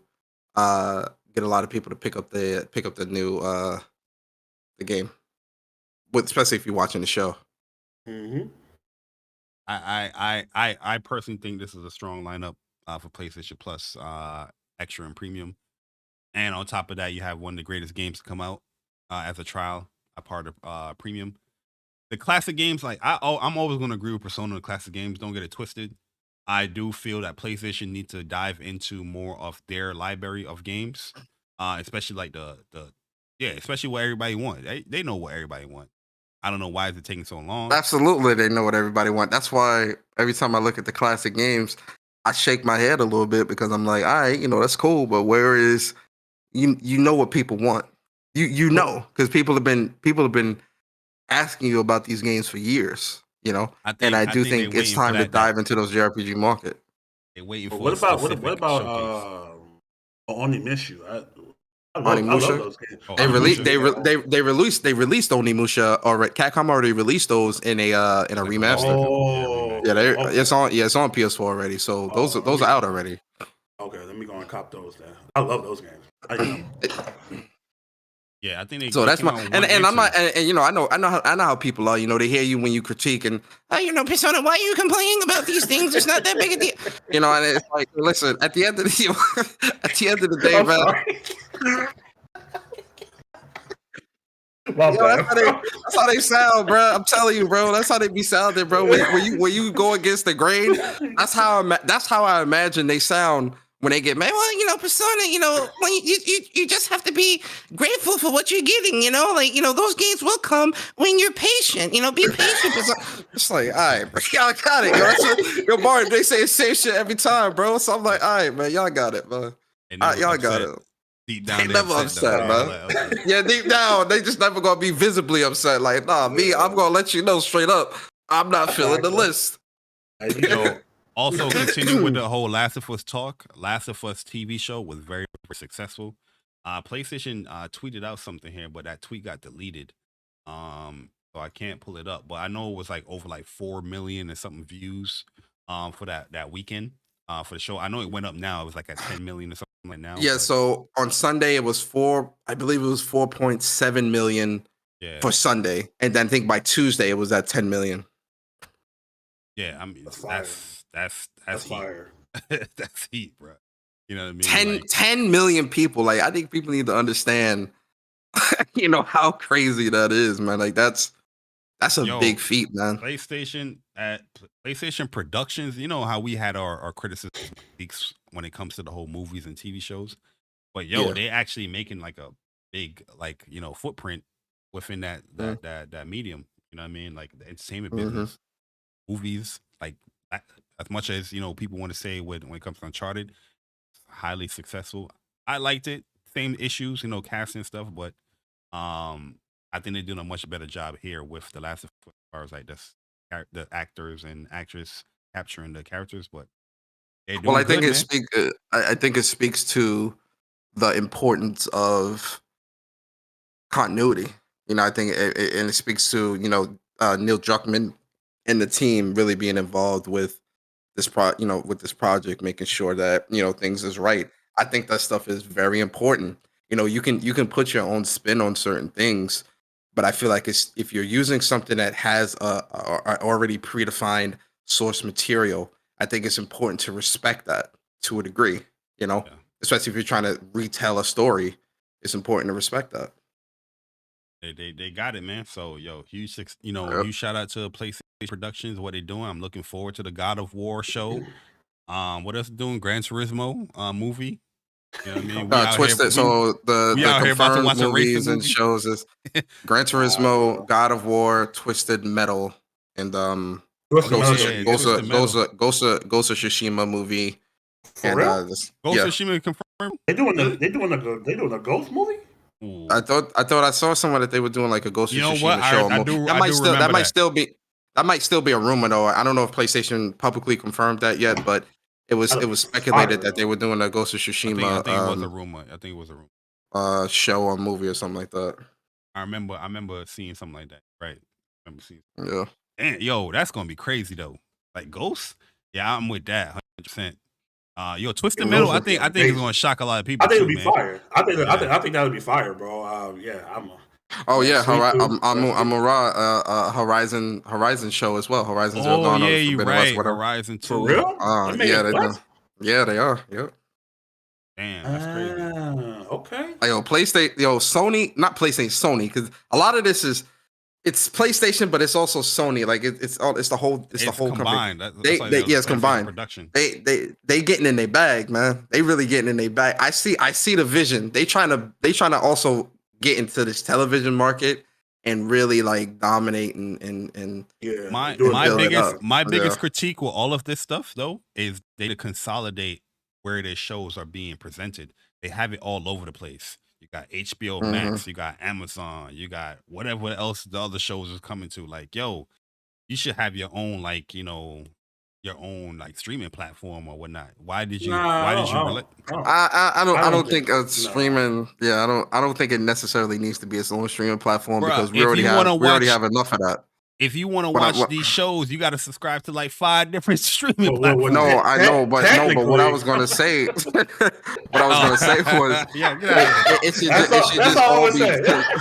it should just all be condensed to maybe 1 or 2. So like between HBO Max and like Netflix or HBO Max and Amazon Prime or whatever.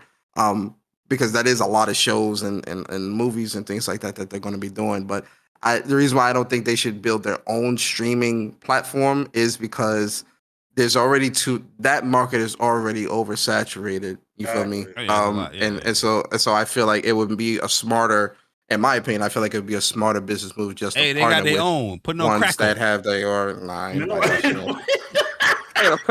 nobody doing nothing with Crackle, brother.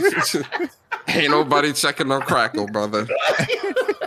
Ain't nobody checking on that shit, man. Come on, bro. So let's move on real quick, man. So we got the top PlayStation Store downloads of 2022. So this is the overall year of downloaded games.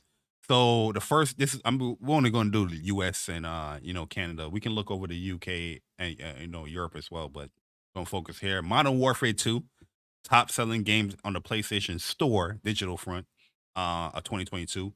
God of War Ragnarok, number 2. I'm a PlayStation fan too.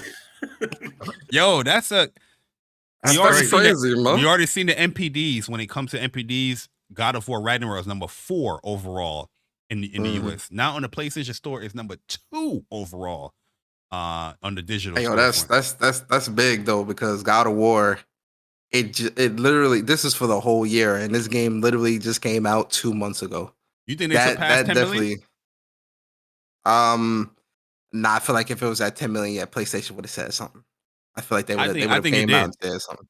You know why I think it did? It's either on its way there or it might have happened and they just wait until like a showcase or something. Like, yeah, so God of War is at 10+ million or whatever. Because they did wait till January to announce the 30 million for the PlayStation console. So you might be That's a right. good point. That's a good point. I think it did because typically this game, I know this game probably on PlayStation sold over 10 million. And this game is always around those, 8, 10 million range. But you're number 2 on a digital storefront. And for the NPDs for the year, Yeah, God of War was the number 4 highest selling game for NPD for the whole year. So yeah, it might be at 10 million, man. No cap, it might be. I'm saying it's possibly just right there. It's like hovering there, or it probably surpassed it. Then you have NBA 2K, Elden Ring number 4, still selling strong. Madden 23, Grand Theft Auto. There's no list without a Grand Theft Auto. Why is Grand Theft Auto still there? Like, why? Who is buying this game, bro? People got to be buying this game for their unborn kids or something. Like, who's buying this shit, bro? I've never seen it. Hey, man, that's crazy, bro. Who is still buying this game? They had a PS5 update, right? Or yeah, but like, who's still buying this shit? I actually ran through the game again. Oh wow. Yeah, my bad. I think I contributed to that. No, then you have Horizon number 8, Gran Turismo number 7. You know what's funny about like the UK and the European side? I mean the US and the European side. Some of the games are like in the same spot outside of like FIFA, right? FIFA we already know, and then Gran Turismo is number 6, where on the US is number 9. But Horizon same spot. Which else? Oh, Elden Ring same spot. So like it's not too far off. You know what I mean? What was that? Cyberpunk number 12. Oh, MLB The Show number 11. Oh, Dying Light number 10. Okay. It came out. Marvel Spider-Man, Miles Morales. Yo, Dying Light came out like early in the year. Yeah, Dying Light came out early. I think in April, something like that. Yeah. And look at this though, man. Obviously, 2K is back up here again with 2022. I think there was like a huge sale in these games where people was buying it up. Gotham Knights number 17, Sifu number 18, Fallen Order number 19, and Stray number. Let's go. Meow. Yes, sir. Yes, sir. My games is on here, boy. Shout out to Miles Morales as well, man. Like, yo, Miles Morales has to be close to like 15 million sold. It has to, because this game has been in the NPD top 20. It's been charting all year long. It's got to be close to like 15 million. It has to be. This game has to be doing some stupid numbers, which is Spider-Man 2, man. That thing, if you think Miles Morales doing stupid numbers, that Spider-Man 2 easily about to sell 30 million on the PlayStation, man. Going into Spider-Man 2, man, we're going to talk about the PlayStation 23 great games to look forward to in 2023. Hey. PlayStation been doing this for like a couple of years now. Like each new year, they announce like, a couple of games, that coincide with the number of the year. So like 2020, they had 20 games. 2021, they had 21 games. 2022, 22 games. Now 23 games. And they got a list here. And Persona just mentioned it. Spider-Man 2 as a number 1. Obviously, they're going to put that game number 1. But yo, this game is going to be lit, bro. We already know the vibes. This show about to be fire. It's about to shut down the whole internet, man. When this game, when we see gameplay of this game, it's going to shut the internet down. But then when the game releases, hey, yo, man, Insomniac don't miss. In Insomniac, we trust. You feel me? I can't wait because I know Chuck, I know Dre, they're going to be like, yo, Bari, let's run a set. Spider-Man out. Woo! I might block him for a day, boy. I'm going to be on that joint, too. I mean, what do you guys... I mean, I know, of course, we haven't seen it, but, like, when it comes to Spider-Man 2, what can they do to, like, elevate from what we already seen? You know what I'm saying? Like... just make it much more faster. Give Peter more gadgets that feels like much different. Because I like how they have Miles' gameplay. Like, Miles had the whole Venom Shock abilities. Oh, yeah. He was definitely different, yeah. It made it feel much different. But I think they can upgrade Peter's, like, gadgetry and things like that. You already see him doing, like, the Iron Spider, legs with the regular advanced suit. I think they're going down that line. But, yeah, like, the Spider-Man formula is a pretty safe form. Like, the superhero himself, he's going to web sling. He got, like, action, punches and all that stuff. But the gadgetry, that's kind of bring a different like type of gameplay and a level or layer to the previous ones. You know what I mean? Where the previous ones didn't have that type of gadgetry like 2018 had. You can do some fun stuff like the wind and the push and all that stuff that. I also think with the storytelling as well, or how they're going to do it with the story. At some point, at some point, Miles is going to have to fight the Black Spider and not Venom. We're talking Peter. That symbiote. That symbiote is definitely going to be on Parker, and will most likely be knock some sense into him. Yes, sir. And so I think when it comes to a storytelling perspective and kind of the big set pieces, because that was one of the great things about Spider-Man 2018 and Miles Morales. They had really good set pieces. Where it's just like, especially like, when I first played Spider-Man 2018 and that whole helicopter fist building scene where you had to stop the copter and all that, I'm like, this is incredible. So I think now that this is going to be PlayStation 5 only, I think a lot of what we'll be seeing as well is going to be much bigger set pieces, like more grand, more things happening, more NPCs walking in the city. I mean, it's New York, you feel me? So like, it's I think it's gonna be a lot. The city's gonna be a much more lively, much more dense, even more dense than what it is now, which is crazy because it's pretty damn dense. But I think the world building and what's going on, and I agree with Bari. I think the web swinging is gonna be so fast in this game.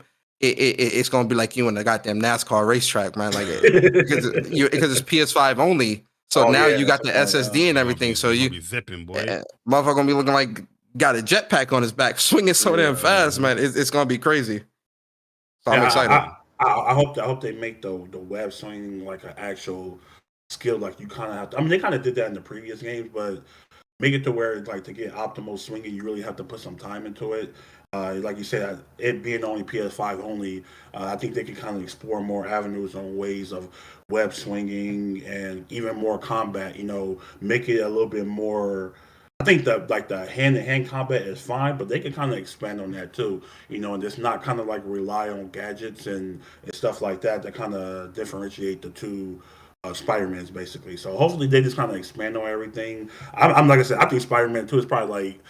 Definitely going to be. It's going to break it. I think it's going to break the internet. I think it's going to be one of those games to where everybody be like, "Yo, I'm happy I bought this game. Yeah. It's a must buy. It's no. I don't want to hear anybody talking about. Waiting for a sale. You might get blocked, bro. This is a must-buy game. So why is PlayStation not putting this into a service? This would be more pro-consumer if you put this game into a service, man. Why does PlayStation keep doing this to its fans? It's very anti-consumer. It's crazy. Anti-consumer. The production value about to be insane because a lot of people didn't think that this is gameplay that's running the first trailer. When they did the whole execution stuff, that's actually live rendered gameplay. I remember seeing the developer say it. Well, a lot of people say, no, it's a cutscene. The developer is telling you what it is. Crazy, boy. We got some more stuff before we move on, let's just get these super chats real quick before we get too long. Shout out to Tricelsius, man. Appreciate you for the big boy $20 super chat. He says, what's up, WUPS? The Last of Us is fire. I took notice that an insane foreshadowing. When Sarah walks in the watch shop, there's an evil eye amulet on the door, which is believed to keep evil out. That was well placed prior to the downfall. Wow, that's a real pretty talk, good eye there, man. There's a lot of things that people caught about the show that I didn't even catch the first time watching it. But when I watched it the second time after hearing what people say, I'm like, oh, like hold the bracelet part where she was in the class. And the reflection of the bracelet was like blinding her eye. I didn't even catch like that student or the student was like turning. Oh yeah, that was a good. Yeah, I didn't catch it until people said that, and the clicker at the end. I didn't catch that until somebody said that. You know what I mean? I was like, oh yeah, I do see a tiny little clicker right. How you caught that? By the way, that's you looking at everything, man. And then shout out to Viper Reese, man. Appreciate you for the super chat. He says, it only took 45 to 60 days for God of War to get to number 4. That's crazy. Facts. Crazy, man. And then Crazy. and then shout out to Kelvin Smith, man. Appreciate you for the super chat. He says, did y'all see the news about the Avengers game? And yeah, we're gonna talk about that in a little bit. We're gonna shed some tears. And then he said also, Jay Bari, I still think Haze can be reworked for the PlayStation 5. Absolutely not. Absolutely. Yo, I don't be joking around when I say that, bro. Like, there's games that I don't talk about with PlayStation. Haze and Layer, I don't talk about them games. That's funny. That's funny. And then shout out to Jimmy Harrison, man. Appreciate you for the super chat. It says the best thing, and correct me if I'm wrong. Going forward, they only doing PS4 only games. No. Or PS5, you mean? Yeah, I think that PS5 only. Yeah, they're doing PS5 only, if that's what you meant, Jimmy. And then a shout out to Tricelsius. Yeah. Appreciate you for the 2 months as a member of the WUPS Nation. Tricelsius says, Chuck's fighting game style is coming out. He wants less gadgets, more hands-on people. Chuck, the keep away guy. He gonna be shooting them webs, man. Chuck gonna be in the back like wet ball. like it's Marvel vs. Capcom web 2. Swing. Web swing. Mad retro voice. Too. Web swing. And then when he remember Spider-Man's taunts for Marvel vs. Capcom 2. Whenever Chuck beats somebody, he be like, "Do your job." Yo, I miss those days of fighting games. That versus period was like the best. Crazy. Yo, it was crazy. Yo, it was, man. It was legendary. That game and Marvel Capcom versus SNK 2, two of my favorite games of all time. Bruh, y'all have it. If y'all bring those games back, yo, it's over. Mad people's getting back. Mad people getting back to fighting games, bro. Especially if they do like a Marvel vs. Capcom 2, like true to form, like remake or remaster or something to like bring that game back to like, and we talking true MVC2, like true MVC2, not this new age bullshit. Yo, it's gonna break the bank, man. Millions. Facts, yo. Like it's money right there. They don't want to get it, man. It's weird. I don't know. Crazy. They're waiting for the opportune time, but I don't know. But yo, there's some more games here. We got Horizon Call of the Mountain, Suicide Squad. We're gonna be talking about that a little bit. Hogwarts Legacy, a lot of controversy around that game. A lot of controversy, boy. Oh man. Resident Evil 4, number 5. Assassin's Creed Mirage, like Chuck, spotlighted. Number 6. Seasons, number 7. Jedi Survivor, number 8. As you can see, like beginning of this podcast, we was playing the actual trailer that PlayStation put out when it comes to some of these games. And a lot of people had like a little backlash as far as them putting PlayStation 5 only. What's your thoughts on that? As I just scroll down to I'm not gonna list off every game. What's my thoughts? They're an anomaly.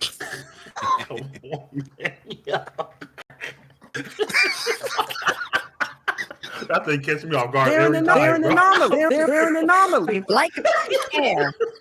Like I should care. Yo, they got the best cover art in gaming right now. Man, come on, bro. Come on, man. Get Popeye up out of here, bro. We don't want to. That's gonna be a loot man.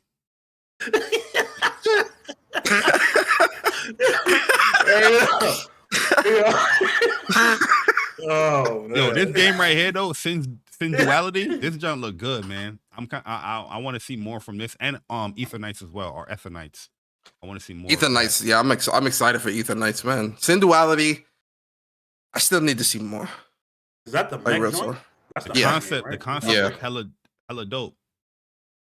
Lords of the Fallen making a Stella, Stella, yo, you know what is crazy about this list too?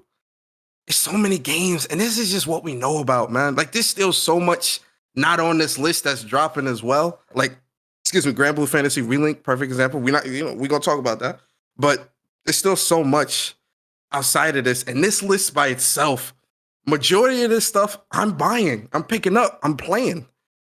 It's just like, yo, 2023, Final Fantasy 16, like, yo, you know, it's a funny thing I noticed here. Mm. The only game I can say I don't think is probably going to launch the first half of the year is probably Assassin's Creed Mirage. But every game right here is going to be launching the first half of the year that they showed here. All these games. Like, if Wait, I'm looking at it, Synduality is dropping for. I don't think Synduality Synduality and don't have Aethernight's a. No, Aethernight's Yeah, don't have a Synduality date, and but Aethernight's not. they said first. They said early 2022 for Synduality. I mean for Aethernight's. Everything else is dropping. Everything else is dropping first half. And Spider-Man as well. Oh yeah, Spider-Man. Yeah, Spider-Man is fall. Yeah. When is Stellar Blade coming out? That might be fall, is like later in the year. I don't think Stellar Blade's coming out first half of the year either. Yeah, we don't got a date for that, bro. That's too much. Yeah, Stellar Blade 2. You're right about that. You're right. You know, they might drop this. They might drop this summer. Stellar Blade. Stellar Blade. Like a July. Yeah, I was gonna say with Final Fantasy, I think they're gonna let Final Fantasy have its time. I think Stellar Blade. You gonna drop it during Spider-Man holiday fall? No. So this is the timeline that I'm thinking, right? And listen, I could be wrong. Final Fantasy 16 obviously is in June. Spider-Man in September, and then Stellar Blade can be October, November, around that time. I think it's August. I think it's August, bro. It could be August. I don't know. I don't see it dropping. I don't see it dropping before. Stellar Blade is going to be June. Either May or July, guaranteed. No, May or July. No, you want to take if it drops in a holiday, it's going to get bodied, bro. It's a new game that nobody know about. You know what I mean? The holiday time, people are very picky with what they choose and play. You know what I mean? As they're buying like games and stuff for their kids and what. It's the yams, though, man. You know, it's enough. Oh yeah, you know what? I take it back. You're right. I wasn't even thinking about the yams, bro. I wasn't even thinking about it. I ain't even gonna hold you. I wasn't even thinking about the yams, man. But also, quick little update before we get into some nitty gritty here. PlayStation VR2, they dropped a new update here for 13 new titles launching during the launch lineup of the game. So they got this huge picture here showcasing all of the games that's in the launch window of PSVR2. But here's some of the games that they listed here. We already know Gran Turismo 7 was announced by Jim Ryan, but they have Before Your Eyes, Kayak, and GT7 is going to be the full game too. So you'll be able to play the full game of GT7 in VR, which is incredible. Yep, the full exact game of GT7. So yeah, because remember, GT Sports, it wasn't like the full game, or even Drive Club VR wasn't like the full game. But here, it's going to be a full game. The only thing they're not going to have, which is common sense, but you know they still got to mention it, is 2-player split screen co-op. That's not supported in VR. You know somebody gonna go play, Chuck. You know somebody gonna go. It's like, so that's why Chuck live. That's why Chuck live, because you already know, man. Like, yo, people gonna feel some type of way. It's always gonna be something, bro. So you telling me if I want to play with my if I want to play with my Nana, I can't? Not in VR? Yeah, they go. What about the kids? I can't play with my friend that comes over and play these games with me. Oh, man. That's smart that they put it though, because if they didn't put that, media would have been like, wait, it's bad news. There's no split screen co-op supported in the VR version. That's just come on, bro. This kayak joint, I might cop this kayak joint. That's to like test out the VR. Okay, it looks cool, yo. Watching the trailer. This game though, this Pavlo VR, this look good though. It's like a first person shooter, competitive game. Looks pretty cool. They also have puzzle places. I'm good on that one. The song In the Smoke. This looks pretty cool as well. Looks like, that typical VR experience with a bow and arrow and all that stuff. Sith Riders Remastered. I like my Sith Wave music. I don't know if I'm gonna play the game, but I download the music. Thumper is coming back, man. Yo, I'm pretty sure everybody that had VR1, you probably played Thumper, probably the demo, or throughout the the PlayStation VR little disc. This game is dope, man. This game is pretty dope. NFL Pro Era. Chuck, you want to be a coach in VR? I don't know. Nah, man. I can imagine Chuck now. Red 42. Red 42. He gonna be screaming at Brady. I just at the end zone. You ain't throw an interception in the end zone for how many years? You want to throw one now? Why? Lateral. Bro, come on, man. Let me live, bro. Let me live. Open up the womb, bro. We got What a Bat here. Rez is coming back. Rez Infinite coming back in VR. Rez is a dope game in VR. And Tetris Effect Connected is coming back in VR as well. This one you're going to have to, owners will be able to upgrade for $10, so it's an upgrade fee. Oh, Creed. I didn't play Creed, man. I know a lot of people like Creed in VR, but this is when I stopped playing VR. I was like, yo, I'm not hooking this joint up no more. So Creed is coming back. The Last Clockwinder looks pretty cool. And yeah, this is the lineup, bro. What you guys thinking, man? Persona? Yeah, I'll go. I think overall it's solid. It's a lot because I do have PSVR, the original one, and it was cool for a while, but I just feel like the games wasn't really that captivating. So hopefully this generation they could kind of push more stuff out that's more not just shovelware. It was a lot of shovelware on PSVR in my opinion. But yeah, I even like the NFL Pro era. It looked like you actually play in the game. I think I seen a trailer of that. Oh yeah, you actually like a quarterback. Yeah, you're your quarterback. So I think that's a good step. I don't know how long it'll keep your attention per se, but I think that's actually kind of cool, man. You really don't get games like that or interactive sports games like that. I think why you don't do a basketball one? I think that'll be even better than a football one, in my opinion. You know what I'm saying? But overall, I like it, man. Got some first-person shooter. I think the Horizon joint is going to be one of the best ones. GT is going to be dope. I had Creed. Call of the Mountain, man. A lot of people. Yeah, I've been watching the previews. And like Creed, I had Creed on the PSVR, the first one, and it's a cool game, bro. Like, but man, that thing kind of wear you out a little bit, bro. So I ain't really trying to be sweet. Yeah, I be tired, bro. Like, but overall, it's a cool lineup. Hopefully, like I said, they can kind of build on this and just keep pushing the hardware as much as they can. But it's for launch. A lot of games, man. Yeah, yeah, like for me, I'm going into PlayStation VR on a mission. But what I mean by that is there are specific games that I want to play and get through before the other onslaught game starts to come through. So like top 5 games for me that I'm 100% playing through, finishing and whatnot. Obviously, it's gonna be Call to the Mountain, Moss Book 1 and Book 2 because I never played Moss 1, so that I got to get through that. Zenith. Yo, we in that Zenith, yo. We in there. Absolutely. Definitely gonna play a little bit of that GT7 in VR, and then the last one is gonna be that Firewall Ultra game. We got to play that as well. So those are like the Firewall, games. we in there. You know what's gonna be scary about GT7? Knowing us, yo, we probably gonna break down and get like one of them racing wheels. Yeah, it's gonna happen. It's gonna happen sooner or later because like I don't know, playing with a controller, I'm gonna want to use a wheel, like having the VR and having the wheel and all that stuff. But I don't know where I'll hook it up though, but hook it out. But yeah, Zenith is definitely a go for sure. Yeah, I'm in the same ballpark as you. This Payflow game looks pretty good as well. Yeah, the Firewall for sure. Horizon, GT7, Moss, you already know the vibes. Resident Evil Village, they say VR mode. I don't know if this is the full game. But yeah, we got to see Lady D in VR, yo. I hear a lot of good things about Pistol Whip too, man. Pistol Whip. Hey, my man slid over that real fast, bro. That man, like he trying to move on, like we ain't gonna dabble in that for a second, brother. Hold on, we gonna move on to the next topic, man. Hold on, brother. Back up. We go. Pistol Whip. Let's explore that real quick. Hold on, brother. Let's explore that real quick, brother. What's going on, man? Hey, yo, man. I mean, it's D-Boy, so we gotta see Lady D. Yeah, right. Yeah, right. I'm gonna talk to her nice, man. You know the vibe. Oh man, yo, this boy crazy. Nah, but yo, real talk though, there's a lot of games being offered here in VR, so the variety is pretty much there.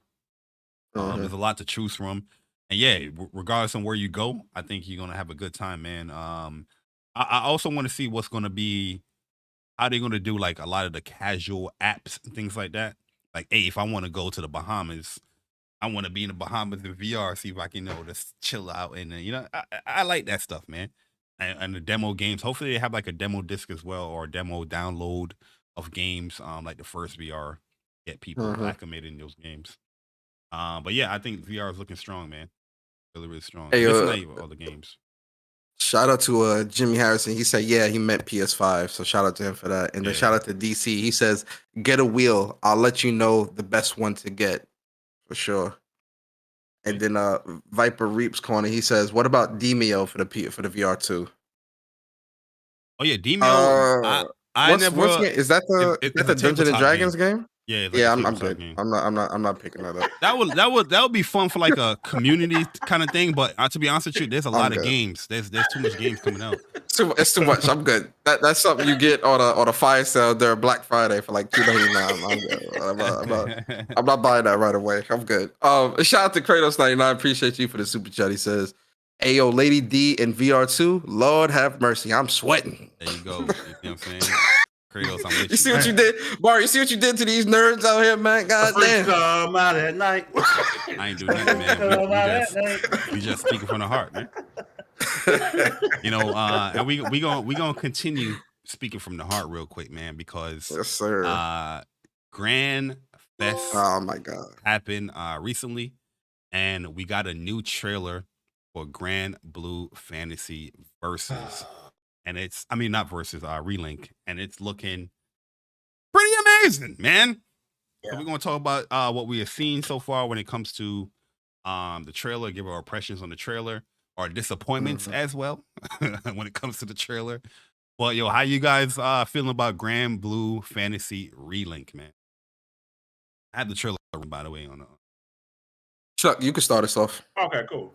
So I was not hyped for this game at all. I know Bari and Persona have been talking about this game for a long time. I was just like, I'm good. I didn't really see nothing on it, but if you guys don't know, like I said in the beginning of the show, me and Jab, I've known this man forever. This man called me at 4:00 this morning, bro. I don't know. I'm asleep. Mind you, I'm on the West Coast, he on the East Coast. You know what I'm saying?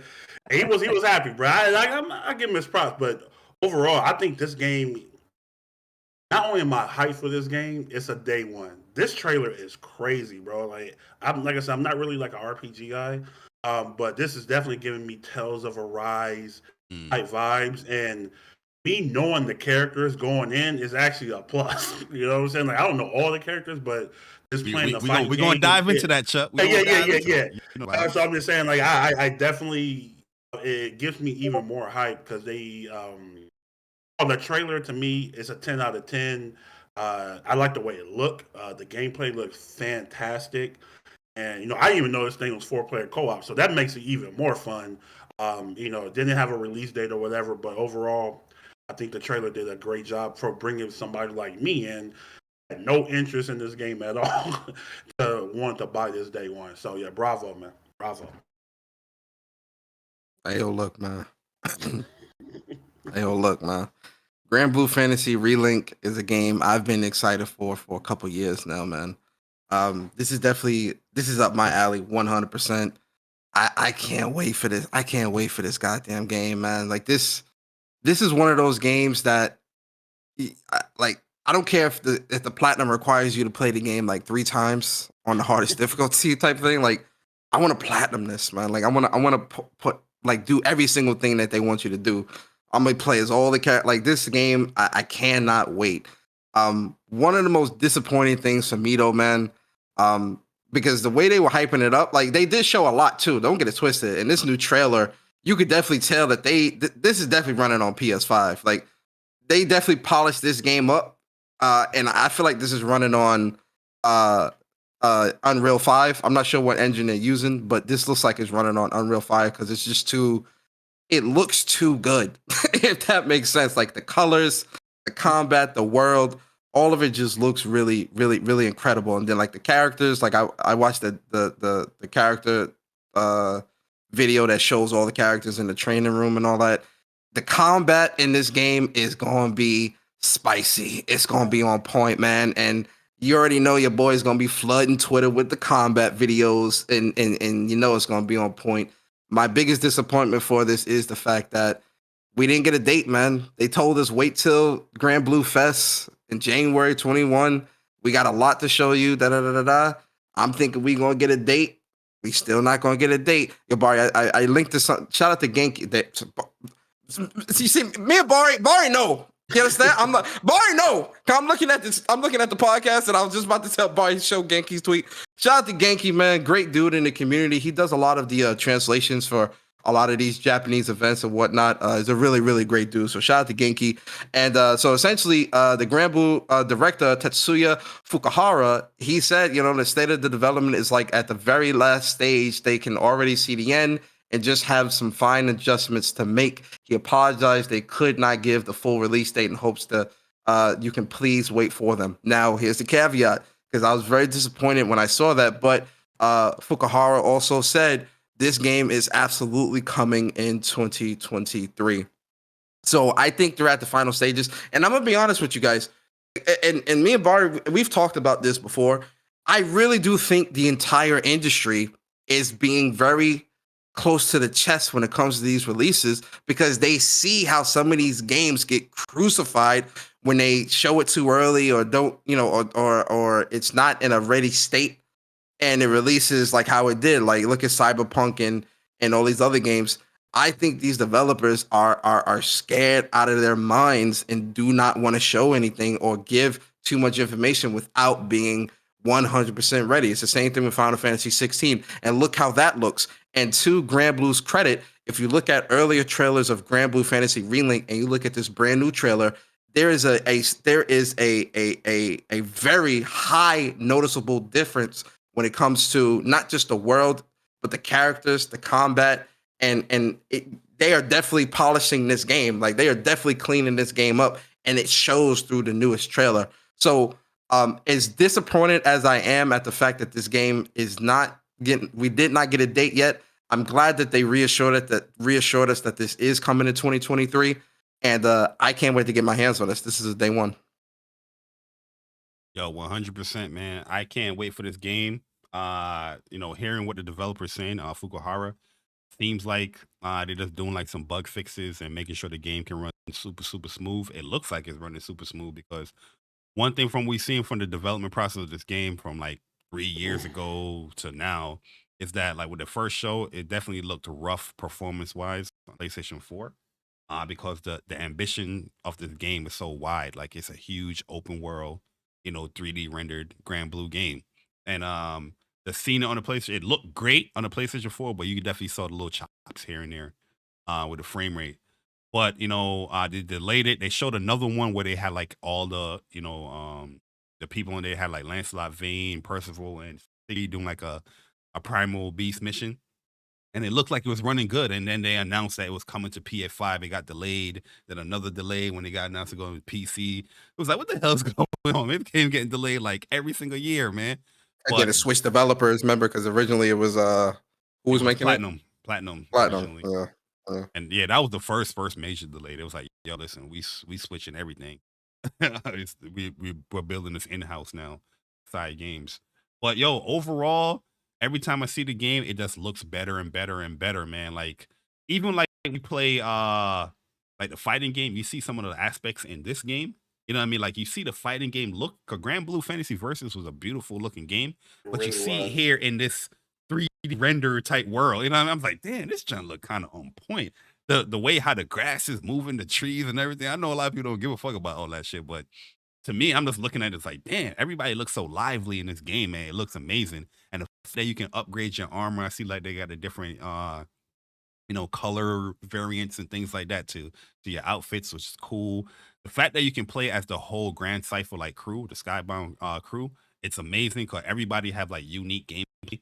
And also the people that you meet throughout the world, you get to play them, like the Lancelots, like I said, the Charlottas and things like that. It's just looking great, man. It's looking great. If you know the story, you know what the people that you're going to be meeting, and we see some of that, like Narmaya, we see her added in the story as well.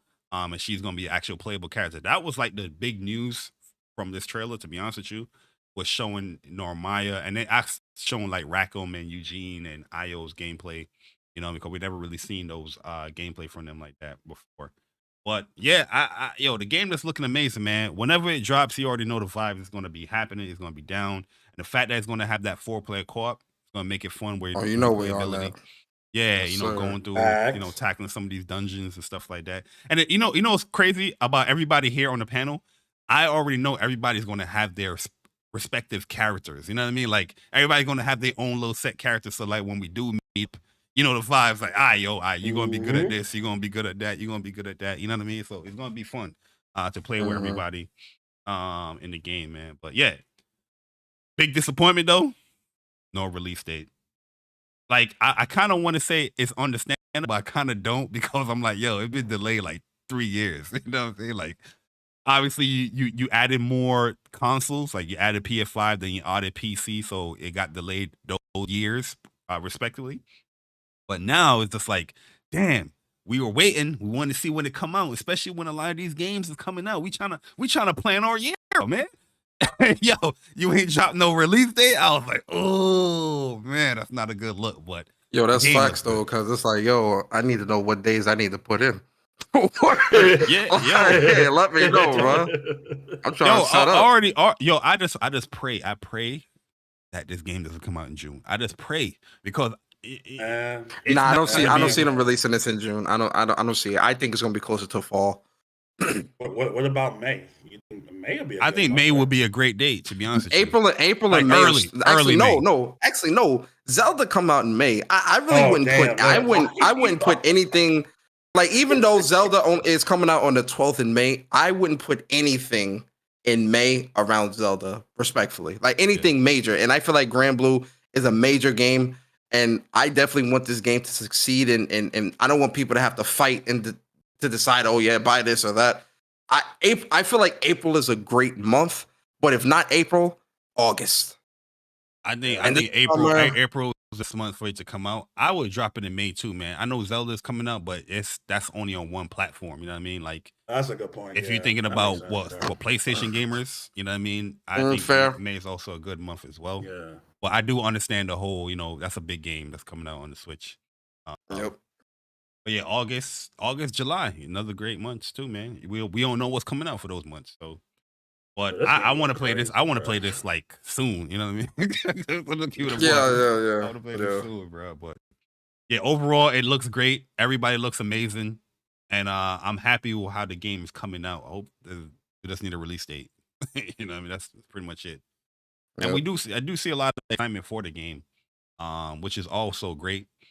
But like, where do you think the excitement is coming from when it comes to Granblue Fantasy Relink? This guy is messy, bro. The segue's been crazy today, bro. I like that. I like that. Hey, man, you got it, bro. Go ahead. You got it. It's showtime, bro. It's showtime, man. You like that? All right, guys. I don't know where excitement comes from either, because a lot of folks ain't play that Granblue Fighters, so you asking the right questions. You feel me? Go ahead, brother. You got it. Go ahead, brother. I'm just saying. I'm just asking the questions. Where's this excitement coming from? I know the game looks nice and beautiful and flurry and all that stuff, but there's actually a great game that came out 2 years ago. Well, now it's going to be 3 years ago. Granblue Fantasy Versus, where you can learn about all these characters that you are seeing in Relink. It got a beautiful dictionary where you can learn all the lore, all of the character, characteristics and things like that. Also has a wonderful RPG mode that Granblue Fantasy Relink is based off. If you guys don't know, Granblue Fantasy Relink is pretty much a combination of the Granblue Fantasy game, mobile game, Japanese game, and Granblue Fantasy Versus RPG mode. It's combining that stuff, is relinking all the storylines with one specific action JRPG with Relink. And a beautiful mode in Granblue Fantasy Versus with an RPG mode, which you can play with a friend, where you tackle dungeons and tackle primal beasts that you can play. That's on a 2D fighting game plane. It came out in 2020, man. And one thing about this game, I love this game, by the way. I think it's a great game. Definitely has some issues when it comes to patch updates. they be trying to body these characters with these patch updates. Like, god damn, man. Too many patches, bro. Yo, let people rock, man. Like let people enjoy the game. Even though I agree with the Lancelot change that his unique jump move was broken because it had no landing frames. So many patches. You think you on a pirate ship, boy? That shit crazy. Yo, it was mad patches to this game, man. I remember they bodied Gran. Like Gran was like one of the best characters in that one patch. They pretty much put him in the ground. They put him in the gulag, bro. He was done. They bodied him, bro. Well, Granblue Fantasy Versus is having a new update come this year as well with Relink, where they added a new version of the game called Rising. And we're gonna play the trailer, as we talk about it. But yo, Chuck, man, Bari's smiling right now, man. He's smiling. You can hear it. You can hear him smiling, bro. I'm trying to lead up to it, the Twitter space, to be honest. See what he's doing? Like he giving a whole presentation to a college course. Like, now I'm gonna play that video and explain to you what's going on in the background. Like, yo, brother. Yeah, you got it, bro. That's what you want to hear, right? Go ahead, you got it, brother. Man, right, your game is coming back, brother. A huge update is coming to Granblue Fantasy Versus, where not only is it bringing rollback net code, like I said, it's coming. Game with me, eh? Game. Oh man, yo, you got it, brother. Like I said. I said this yesterday in a space that Granblue Fest, they're going to announce rollback is the perfect time. Everybody, Dre, Chuck, Persona, they don't care about Granblue. It's dead, Bar. Give it up, Bar. Give it up. Not only are they bringing rollback, they are bringing crossplay with PlayStation and PC as well. They're also adding some modes to the game. So they're adding like a party type mode, like a Fall Guys type mode where you can use your chibi avatar characters that you run around the lobby with. You can use them to play mini games within the game. Also, they're upgrading the lobbies. So the lobbies in Granblue Fantasy Versus Rising is they're going to expand upon it. So it's no longer just on the ship. It's going to have like a new town, and it's going to be much more bigger. I guess you're going to be doing more and more things within the game. They're also adding. So they never gave a price as far as how much this is going to cost, or just going to be a free update or anything like that. I doubt it. We're going to talk about that, but everything that you have earned and did in Granblue Fantasy Versus, if you played it, is going to be transferable to Rising. And there's going to be new mechanics as well within the game. So as you see in the trailer, there's some new mechanics that we saw with Gran, with Lancelot, with Catalina. All the new characters have some like new animations and new moves in the game, which they're adding within this version. So just want to talk about this update real quick, man, because both Persona, as much as Persona and Chuck, try to give me hell about this game, they know they like the game, but the one issue the game had was the net code to keep it a buck. And that is being addressed and fixed. So what's your thoughts on this update, man? Were you guys surprised? You sound like a straight villain right now. That man hype, man. Listen. Bari was right. He get his W. I take the L, man. I thought the game was dead, man. They definitely revitalized it with this new content that's coming. I definitely think this is really dope. Depending when it releases, I'll definitely jump back on Granblue Fantasy Versus. Nah, we in there. My favorite characters. When it releases. We are in there. Catalina and what's shorty name? I forgot her name. Jetta. So she has a new deadly rave too. If you caught that. Yeah, I peeped it. My whole thing is, again, something that's so great. It's coming to 2023, but no release date, man. I'm just like, yo, like, I get it, but it's just like, damn, bro. Like, when? How long you gonna make me wait? It's only January still, but it's just like, yo, you can't give me a date, man. Like this big event, no dates. It's like, respect my time, man. But I'm excited. I'm excited for it. I'm definitely going, depending when it releases, I'm definitely going to jump back into Granblue Fantasy Versus. It's got the rollback. It's got the lobbies. I'm hyped. Real talk. We in there, man. Yo, listen. part of the online arcade, man. Yo, Chuck, I was just about to say, Chuck, Bari already planning the TLOU tournament, boy. He already planning. Y'all can't go nowhere this weekend. He already planning off the tournament, bro. Hey, Persona, Chuck, y'all locked in on whatever weekend. I'm sorry, and we doing it old school too. We doing it 2 days. My schedule.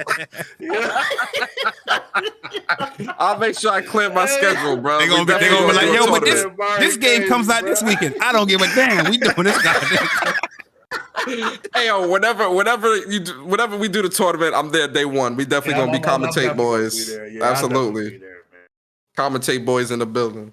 I mean, yeah, I thought this game was done because even at last year's Evo, they announced a online tour for their game with bad netcodes. I was like, yo, they don't really care about this game no more. I thought it was done. We roasted, me and Dre roasted Bari for like the whole show. I'm sorry. I apologize, man.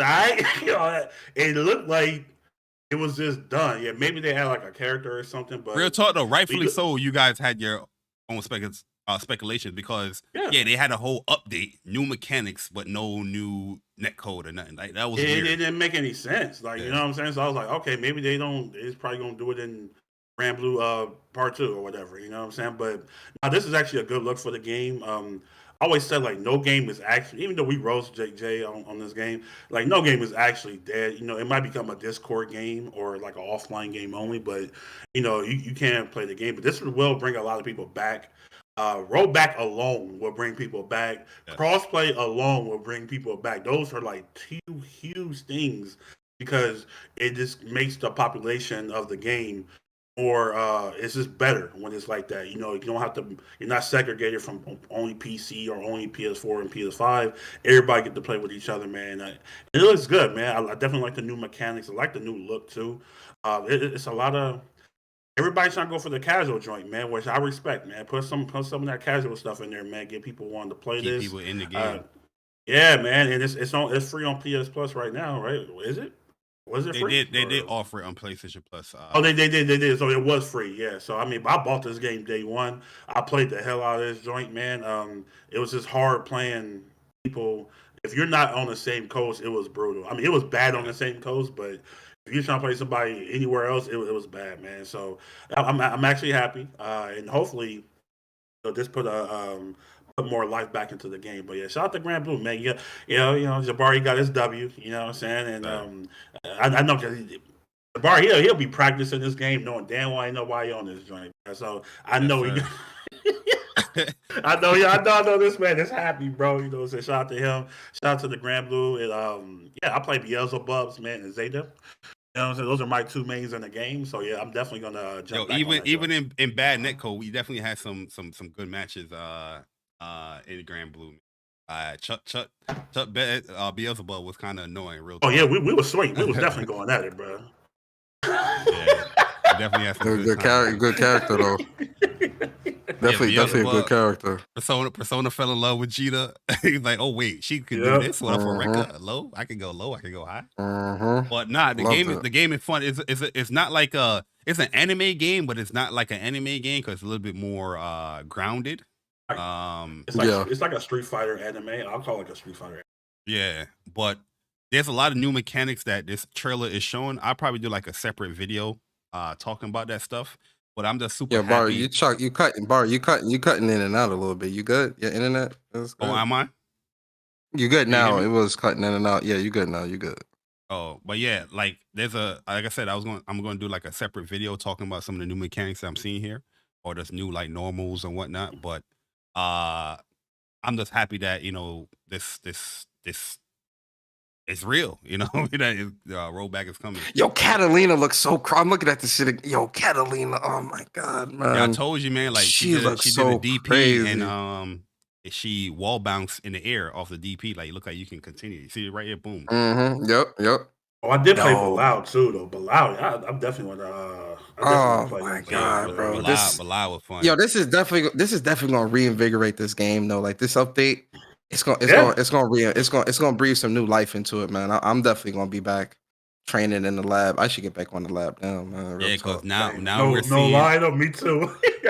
we're seeing standing overheads, no longer like a universal overhead. We've seen it from normals, and we've seen standing lows now too, in this trailer. So, yo, Bilal is definitely sick. Yeah, Bilal was one of the best characters. Bilal is like one of the broken characters in the game. Like everybody he was boasted. You see a top 8 with like 7 Bilals. It was definitely on that type of time, bro. Like he was nasty, bro. But I seen Beelzebub. He got like a new move, man. Like he got his wings kind of come together now. That look crazy. He ain't never had that. So yeah, like they having like a new mechanic, or like everybody's having like new moves. It's called like ultimate skill. So every skill that you have, there's like an ultimate version to it. I don't know if you guys probably spend meter like an EX or type of something like that.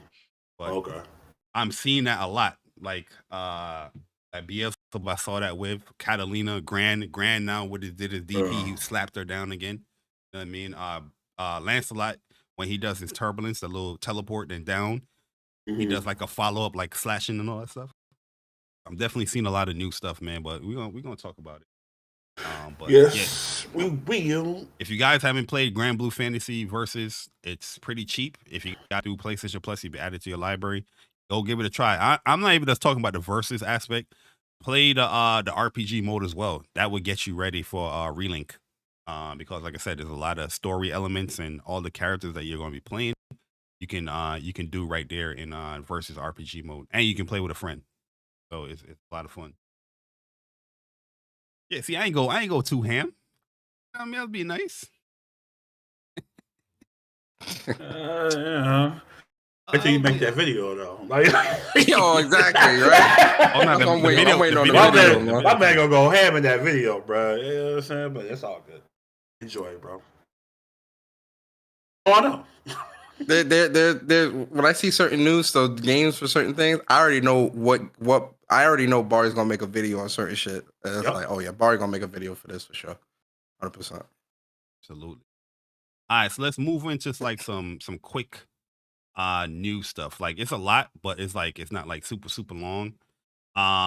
Where Forspoken, obviously the demo got an update.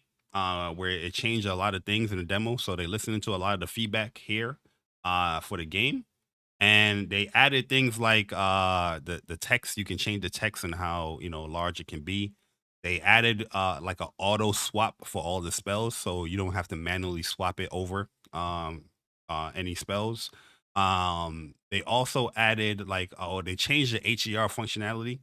But before HDR, we can pause right here. Before, HDR was like super like it was washing out the game, like it looked super bland and washed out. Now it's looking like how HDR is supposed to be, like vibrant and highlighting the game and the colors stuff.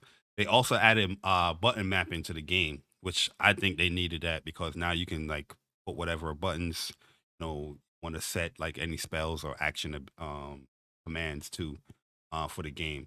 And a lot of technical issues. The game for me, it was running better, and it just looks better in the demo. Like I said, I highly suggest people play it in the resolution mode, the fidelity mode, and 120 hertz if you got that capable TV or monitor. I think that's the best mode. But yeah, that's Forspoken update. You guys have anything to say on it? I mean, Forspoken come out on Tuesday, so I think this update is great. I just can't wait to play the full game. My focus now is on the full game, 100%. Okay, and here at What's Up PlayStation Podcast Persona, it's also What's Up PlayStation or What's Up PC. So Returnal is launching on PC February 15th. Like I should care. Yo, he got the voice on too.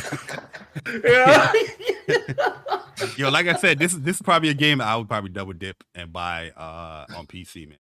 I love the hell out of this game. I want to see how it runs on PC. And people's upset, man. A lot of the PC master race Persona is upset with the actual specs that they need to run this game at like 60 frames and 4K, man. They need a beefy PC. Man. I mean, they got. Hey, listen, man. You got to move with the times, man. Go and get you that 40 series card, and you are gonna be able to truly game. What you mean? You try a game with that 1080 Super? It ain't happening no more, man. They got a car from 4 gens ago talking about, oh, I can't play this game at 4K 60. Hell no. Yo, You're dealing with greatness. If you on PC and you want to play Returnal like how the PlayStation 5 gamers have been playing Returnal, go and get you that 3080, 3090, 40 series card so you can play at that proper fidelity, man. Got dudes still playing on 1080p monitors talk about, oh, I don't know what I should have to upgrade. You go get your ass up out of here, boy. Get you. Man, you gotta go beef up that PC. You better go to Bank of America and take out a loan or something. What you mean, refinance the house.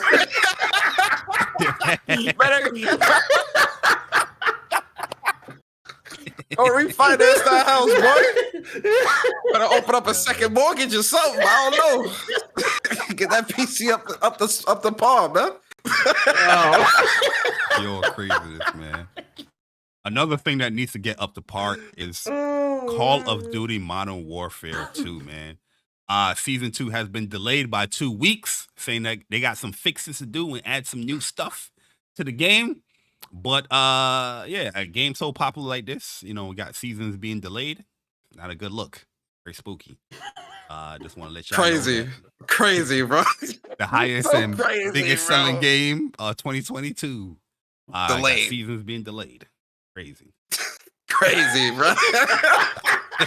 Crazy. I ain't gonna say nothing though. Hey, yo, real talk. I always take a chance to shit on Modern Warfare 2 because I hate this game, bro. So I'm biased as fuck. I'm gonna be honest.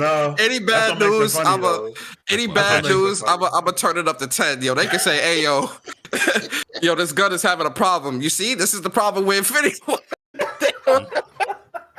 I'm gonna always do that, bro. That's what make it funny, bro. Oh man. Yo, I didn't think we spoke about this last week or before. The PlayStation 5 with Discord integration and cloud streaming for PS5 games. This is like a rumor that's going around. I think we did highlight some of it. I don't know if we did for sure, but they're saying this is coming in update 7.0 that's scheduled for March. This is all rumors, by the way. Take this with a grain of salt. But I think it will be a nice update having Discord added to the PlayStation 5. Yeah, this is something that was always supposed to happen. So I think with Inside Gaming, this is Tom Henderson's site. So he's saying, March 8th? I mean, we are past due for the next big update, or that should be around the time. So I wouldn't be surprised if this comes, especially since it's already on the competition's platform. I can see PlayStation prioritizing trying to get this out as soon as possible as well. Like how you said that. We on WUPS, man. We on WUPS. You got to keep things professional. Yo, so Chuck, man, Naughty Dog is looking to take inspiration from your favorite game in 2022, Elden Ring. What is that? Oh, I'm done with Naughty Dog, man. Adios, bro. So Neil Druckmann came out and said they want to have less focus on cutscenes and the traditional narrative. Seeing the success of games like Elden Ring, where people are gathering the narrative or the lore of the game through visuals as far as in the world and picking up logs and things like that. They're gonna play around with exploring, telling a story through that type of conventional means of like an Elden Ring game for their next game. What you think about that, Persona? I know you're a big Naughty Dog guy, like Naughty Dog storytelling, how they do tell the story. How do you feel about a Naughty Dog game like Elden Ring as far as like the narrative? So I kind of have like two different angles with this, right? So one, I do not think this is something that Neil Druckmann or team or Naughty Dog team necessarily. Oh man, you hear it. You see, every time, because I know I'm about to spit that fire, so they got the fire truck outside ready, man. Go to Chuck and then come back to me. Yeah, Chuck, how you feel about that, man? Before I didn't hear it, but now I hear it. No, I mean, it's a good thing. You definitely want to try and keep your games. Try to want to innovate your games as you go forward. You don't want to keep continuously making the same thing over and over and over again. And while the games have been great, a lot of their games kind of are similar in some aspects. So I kind of like this, man. It's definitely want the player to come up with their own narrative and kind of what's the word? Get as much story as they want. Me personally, I don't like that, bro. Just tell me the damn story and then we can just do it. Like I'm not all just trying to find logs. I'm good on that, bro. Like I don't really have a lot of time like that to be trying to figure out I the ain't no story. lumberjack. You know what I'm saying? Like, bro, like it. But I respect it though. Like, and definitely getting inspiration from games like Elden Ring or anything like that is definitely a good look. I mean, we look at. I always say that the best example I could give is God of War 1 through 3, right? Like, everybody was so fixated on that play style. So when 2018 was shown, a lot of people was like, I don't know about this joint, me included. I'll never forget. I was like, man, this don't look that good to me. Like, you can't even jump, like, because you want to change it. Different. But, yeah, you know what I'm saying? You want to change the game, you know what I'm saying? But the same aspect. And of course, we didn't really get to understand that until we played the game, and it became an absolute success. So I don't mind people trying to switch up or innovate their game in a way to, bring in a different audience or just try something new. So I respect it, man. I'm just not a fan of, read this log over here and look at the sky for the story. I ain't got time for that. I'm just being honest, bro. Like, I ain't got time for that. So what I was saying is like it's definitely it's kind of a double-edged sword with me because I get what Neil Druckmann is saying. Like one of the things he said with his interview with Gene Park on the Washington Post, he was also talking about the evolution of Naughty Dog and kind of creating something new to have something. And I'm paraphrasing here. This isn't word for word, but creating something that is refreshing to the fans, but also can still be something that's passionate for developers and it feels like something new, feels like a breath of fresh air. And I think when it comes to Naughty Dog, him saying that, I don't think Last of Us 3 is now going to be this game where there ain't gonna be no cutscenes and it's just hey, plop Abby and Lay into some world and say go find the Firefly. Like, I don't think it's gonna be some shit like that.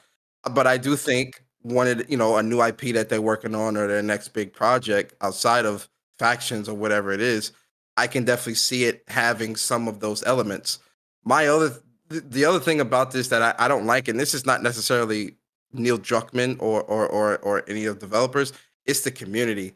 Because all of a sudden, since Elden Ring released, games having cutscenes and shit is now bad. And I'm just like, yo, y'all dudes are so phony when it comes to this bullshit. Like, y'all gotta stop, bro. I love Elden Ring. I think Elden Ring is a phenomenal game that I platinum and put like 100+ hours into. But let's cut this. Let's cut this bullshit out. You feel me? Not just because Elden Ring came out and it's the next. It's for some people it's the best thing since sliced bread. Doesn't mean that cutscenes in games now need to go away across the board. So many people in this community get so far leaning on one side of the spectrum or the other, you don't make no sense. And then when everyone starts doing that dumb shit, you can then be like, oh, it's all the same thing. Why would I want to play this? I could just go play that. But you said you cried that you wanted this. You feel me? So, again, if Neil Druckmann and the team wants to create something like that, fine, right? I have 100% faith that whatever they create is going to be fun. And again, this essentially would be that next evolution in their studio culture and the way they make games, which is the natural progression of how Neil Druckmann explained anyway. So I wouldn't be surprised if they do attempt that, but I don't think it's going to be such a large departure from how they make games that then, all of a sudden it's just going to be no cutscenes, no dialogue, or no story being told to you in the manner that we're accustomed to when it comes to how they build games. I don't think so. Yeah, like I think Naughty Dog, what they do when it comes to storytelling is fantastic. Do I necessarily think they need to change what they're doing? No. Yeah, I understand you want to explore different avenues and things like that, but what makes you is your storytelling. You know what I mean? That's why you got shows like The Last of Us, that is coming out HBO. It's the next game that you have that's going to be like Elden Ring. Are you going to make that a PlayStation production?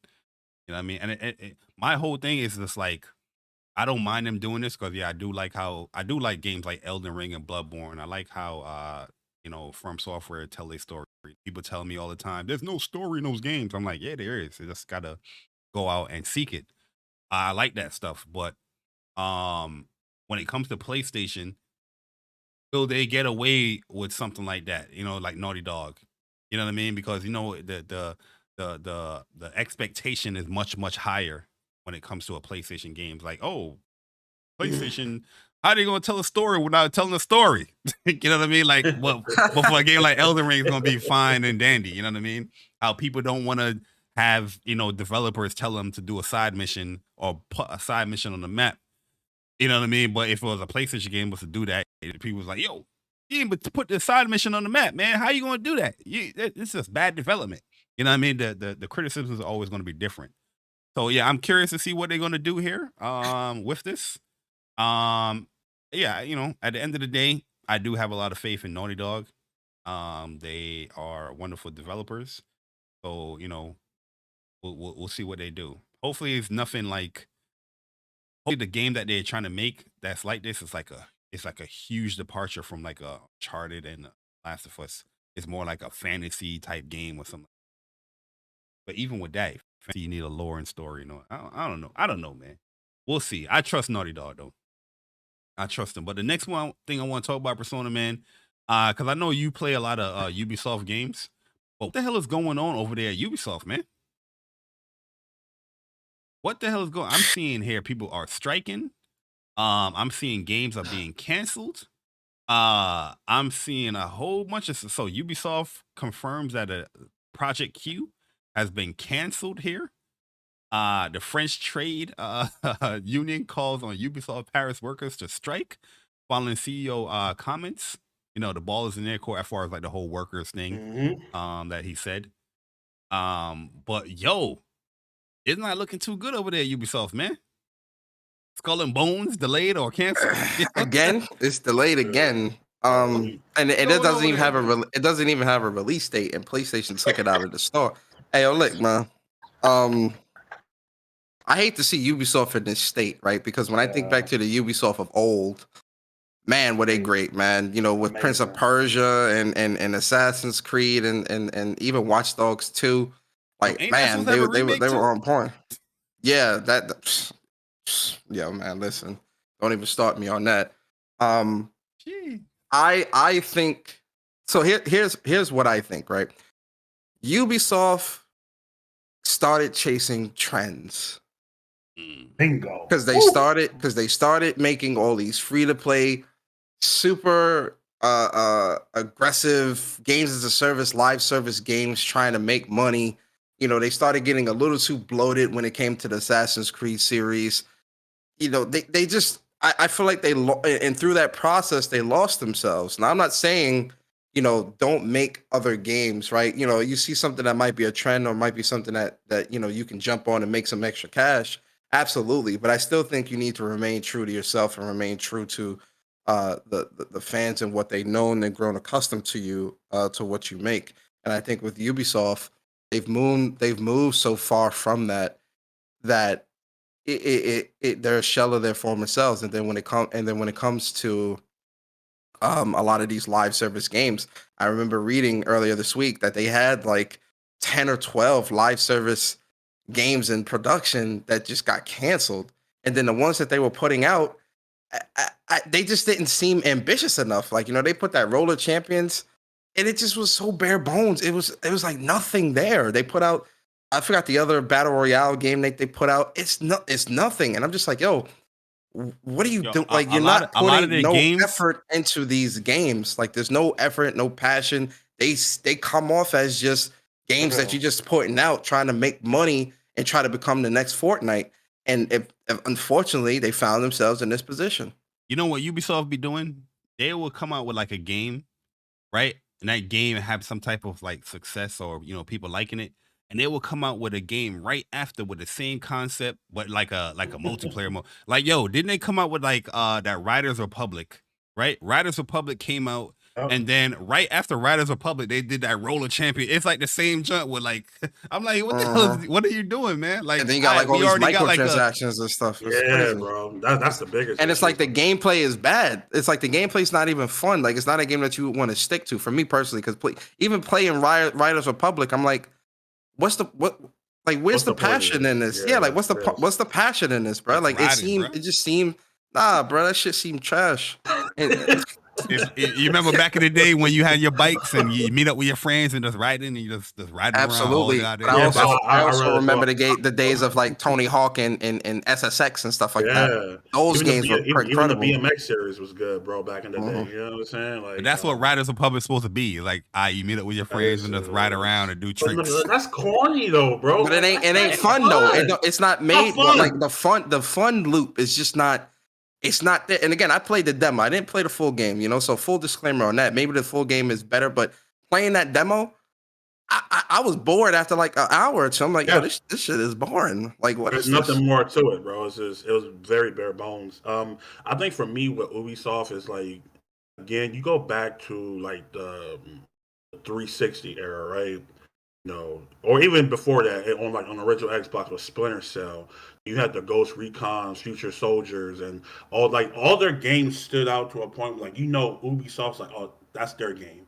You know what I'm saying? And they made great games back then. Of course, Assassin's Creed and all this, Child of Light. Like they have diverted in so many ways, and they was having success. But like Persona said, I think they started to stretch their stuff a little bit too thin. Like, hey, let's try this game. Remember they had like a bird game, bro?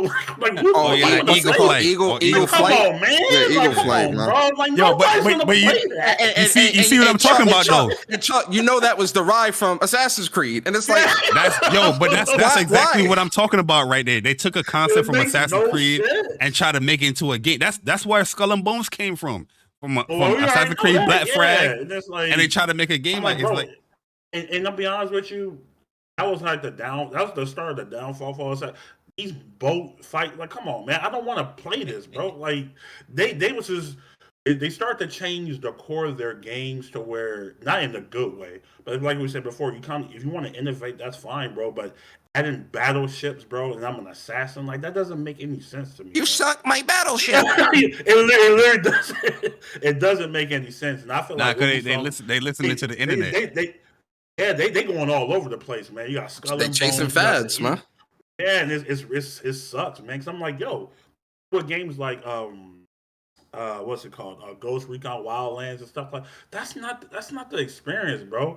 I thought that game was gonna. I'm like, 4-player call. I'm thinking it's cool. I never forget it was like me, Jamel, and some other dude who was on Xbox playing that joint, and I'm like, I'm not buying this. It's so repetitive, bro. Like the world is too big. There you go. There you go, bro. And it's like, yo, Ghost Recon. They could have came back when they did Wildlands and brought that series back and made what they made. Yo, they could have. It was too much like a live service, man. Yeah, and the world was too big. And I'm like, bro, condense this down more and truly hone in on the gameplay and the gunplay and the combat. It's gone.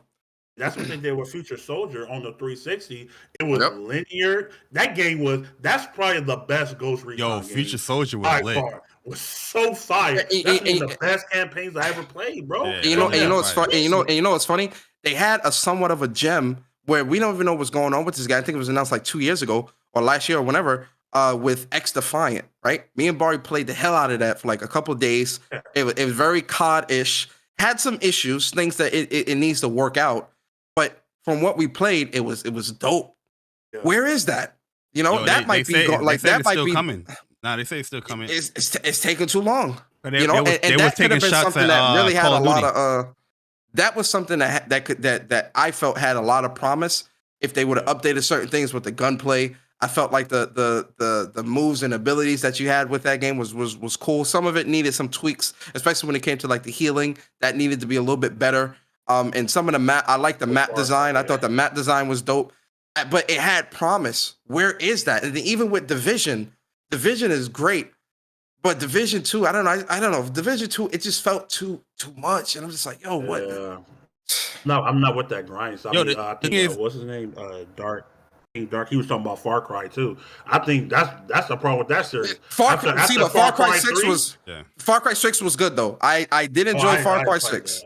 Far Cry 6 with Giancarlo Esposito. I enjoyed that game. I actually enjoyed the world too. Like it didn't feel too, which is weird. Like it didn't feel too big. Pause. Bruh, or too much. The problem is Far Cry 6 should have been like Far Cry 4.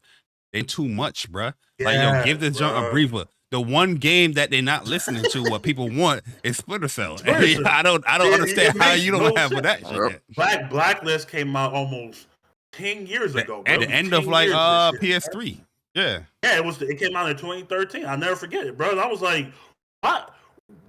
What are y'all doing, bro? You have a gem. That game was actually amazing, by the way. Blacklist that is the second best Splinter Cell, in my opinion, behind Chaos Theory. But it's like you have a character in the game that people have been craving for years, bro. And you guys put him in a phone game. You put him in that's the disrespect. Yep. I'm just like, what are y'all doing, bro? He's in a battle pass. You keep disrespecting your fans with that type of stuff. Like it's disrespectful, bro. And it's like, you know what your fans want. They're begging you for this, and you still won't give it to them. And then the stuff that you are giving them, all due respect, but it's dog shit. And nobody wants it. Nah, like I'm being serious. Yo, sometimes you need that tough love. Listen, I love Ubisoft. I love Far Cry 6. I love what's that? Immortal Phoenix Rising. I thought that was a great game. Watch Dogs 2, Watch Dogs Legion I like as well. I just gotta go back and finish it. But they've put out some great things, but the great things is far and few in between. And in between that is the shit that is the stuff that's dog shit that they need to work on. And they need to move like seriously, even with Prince of Persia. Why would you give a franchise like that to one of your B or C tier teams? And that's like you don't like, especially something like Prince of Persia, right? Which is a series that people hold in very high regard. It's very nostalgic, and you're doing a remake and you get this to a B or C tier team. Cut it out, man. Cut it out, man. They were like you're not respecting. I don't even know if there was like a B tier team. There was like a new like the division. Yeah, nah, you don't give something like that to a C tier team. You're gonna want something like that to be made. You're gonna want something like that to be made with some TLC. Tender love and care. You understand? They were actually happy showcasing. I remember the first time we saw that, because I remember Persona was like hella hype, like, yo, new Prince of Persia remake coming, and they showed that trailer, bro. I was like, yo, I even want like, you know, when you don't want like kill somebody's joy, like, yo, son, it's looking kind of moody. Terrible, bro. Terrible. It looked terrible, bro. It was almost as worse as that Disney one they put out, bro, when you couldn't die. That game was awful. You remember that Prince of Persia, bro? That game was awful, bro. I was like, yo, they really put this joint out? That's crazy. Yo, it was so bad. People was putting up screenshots of the original game compared to the remake. It was like the original game. And the original looked better, bro. It was crazy, bro. I'm like, yo, you just don't care, bro. You just don't care, and it shows through the work. As a time, it's fire, man. And I don't want this, like, because I'm not trying to shit on the developers, because obviously we know is leadership, but again, this goes back to leadership. You feel me? Like, what's going on with leadership, especially with what Yeeves was saying to them, saying is the ball is in your court to pull us out of this situation. Are you that's crazy. What? Excuse me? You would have had my resignation that day, brother, on your desk. You know what come out every Absolutely year, not, man. It will come out every year though. Just Dance. They never miss that. Well, they're not missing that. That made too much money. Bro, they still got that shit coming out on PS2. Talk about this Dance 2025. Like, what are you doing, man? It's like, yo, here's track expansion B. And listen, and I understand, like, yo, they trying to make that bread. You understand? It's a company, they want to make money. I understand and get that 3,000%, but I still think when it comes to things that you're making, going back to what Neil Druckmann said, man, because listen, this is a PlayStation Central podcast where we talk about all things PlayStation, and I get it. That's our preference. Probably not Chuck's, because Chuck is he's different. But for me and Bari, like that's definitely our preference. But I think hey, yo, man, you wildin', bro. That's 2014, Chuck. We talking about 2023. Bro, I'm above it all, bro. I'm in the skies. I'm in Mount Olympus, bro. I have no allegiance to nobody. But I just feel like you know, with how PlayStation devs is moving with certain things, I really think a lot of people in the industry can learn from that because they're putting out things that people want to play and buy, even if it's something that they don't even know it yet. And you know, I think Neil Druckmann has a good point. You want to put something out that's refreshing to fans, but also still something that creatives can feel passionate about creating. I don't think a lot of that is happening at Ubisoft, and it shows through the games. It shows through your work. Now, obviously, these developers, they're good because, you know, obviously they got the job. They're able to do what they do. But leadership, you need to look at leadership, but you also need to there needs to be a fresh outlook on games you're creating. You've got a plethora of IPs, man, a plethora of things. Everything don't need to be a gotcha. Everything don't need to be chock full of microtransactions because you're trying to make a quick buck. Sometimes putting out a great game and selling 5 million for $70 and making 300, 400, 500 million. Sometimes that's enough, man. But what do I know? I'm not an executive, so I could just be talking bullshit. They definitely be reading something. I think you guys said it best when they're just looking for the trends, and you know, that's just the belly of the beast, man. You know, when it comes to these type of games that they're putting out, sometimes they can be a huge hit, but they can be a huge failure as well. And that's the leading into the topic that we're going to be talking about. But if you guys made it this far in the show, here is your trophies. You know the vibes, how we get down, man. You know what I mean? Gonna stack them things up. You feel me? But yeah, we get into the topic portion of the show, man. This is gonna be a pretty, you know, lengthy one. You know, it depends on how, you know, passionate people are on this one. But we're gonna be talking about games as a service here. You know, we got some rumor or we got like a screenshot. I'm not going to share the screenshot because I don't know. I saw the article that I had. It got removed. Don't sell it. Yeah, don't share it. Don't share it. Yeah, so that's why I'm not going to put the screenshot up. But you know, Suicide Squad, it got rumored or, you know, shown that, you know, it's going to be like a games as a service. You know, by having like a battle pass in the background and, you know, level up in currency and all that stuff in the background of the screenshot showing. Shout out to that person. That person wasn't even being coy. That person wasn't being vague. They say, yo, look, I'm leaking it. You know, it wasn't no code we had to decipher. I mean, when it comes to these insiders and whatever, it was just like, it's games as a service. Hold that. And then we also seeing, it's dead to my heart. Uh-oh. It's dead to my heart. Oh man, this man. Heart. Avengers. Oh man. Avengers is saying their goodbyes very, very soon. And we can see like part of the reason why Ubisoft is not how they are now, because they are doing a lot of these games as a service, you know, live service games on their you know, development cycles and things like that. So we have a lot to unpack here, man. Which one y'all want to unpack first? Because I know Persona is going to be more passionate about the Avengers stuff, even though I know he's a big DC guy, but he haven't played DC. No, not DC. Suicide Squad. So you can't really get too crazy. But Avengers is something that we definitely played. You know, we definitely defended this game a lot in the community where people were saying the game is trash and all this stuff, but they're not really playing the game or whatnot. And my thoughts on this game dying or this game ending is because of people like y'all. Y'all don't want to play shit. You know what I mean? Y'all want to listen to other people that don't play shit, give y'all opinion on the game that they're not playing, and y'all want to run around with it. But the people that are experienced actually showing you the stuff that's going on in the game and showing what you can do in the game. How many streams we did Avengers showing you guys this, how you can do this, you can do that, you can do this, you can do that, and people still be like, oh, the gameplay is just boring. Crazy. You know what I mean? But yeah, they're saying here that Avengers, you know, for the 2.5 years is out there. They're about to release their last patch update in March. They have it here as March 31st, but I think that's like a placeholder kind of thing. But we can say that for right now. So 2.8 updates coming March 31st, but they're ending support of the game as far as content, bringing new content to the game September 30th this year. So there will be no new content for Marvel's Avengers. That doesn't mean the servers or anything of the game is going to be shut down. They're not going to be pushing out any new content for the game after that date. So, Persona Chuck, what's your thoughts on this, man?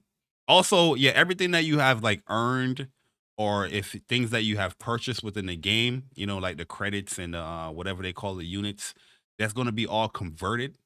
So they have like this chart thing here where, you know what I'm saying, like, you know, due to the game, you know, not getting more content, they're going to convert a lot of that stuff so you can get like more units and fragments and things like that. If you did play the game. But what's your thoughts on you know, Avengers shutting down? Then we can get into the Suicide Squad, kill the Justice League, you know, being a games and services. Is that game gonna die soon? You know what I mean? I mean, I'll go first because I know you guys put a lot more time than I did.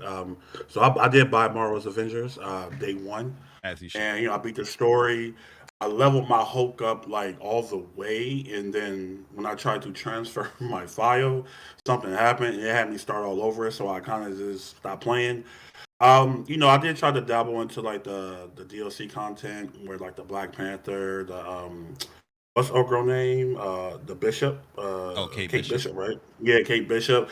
I think what they did with this game was the idea was good. I don't think Avengers is a bad game per se.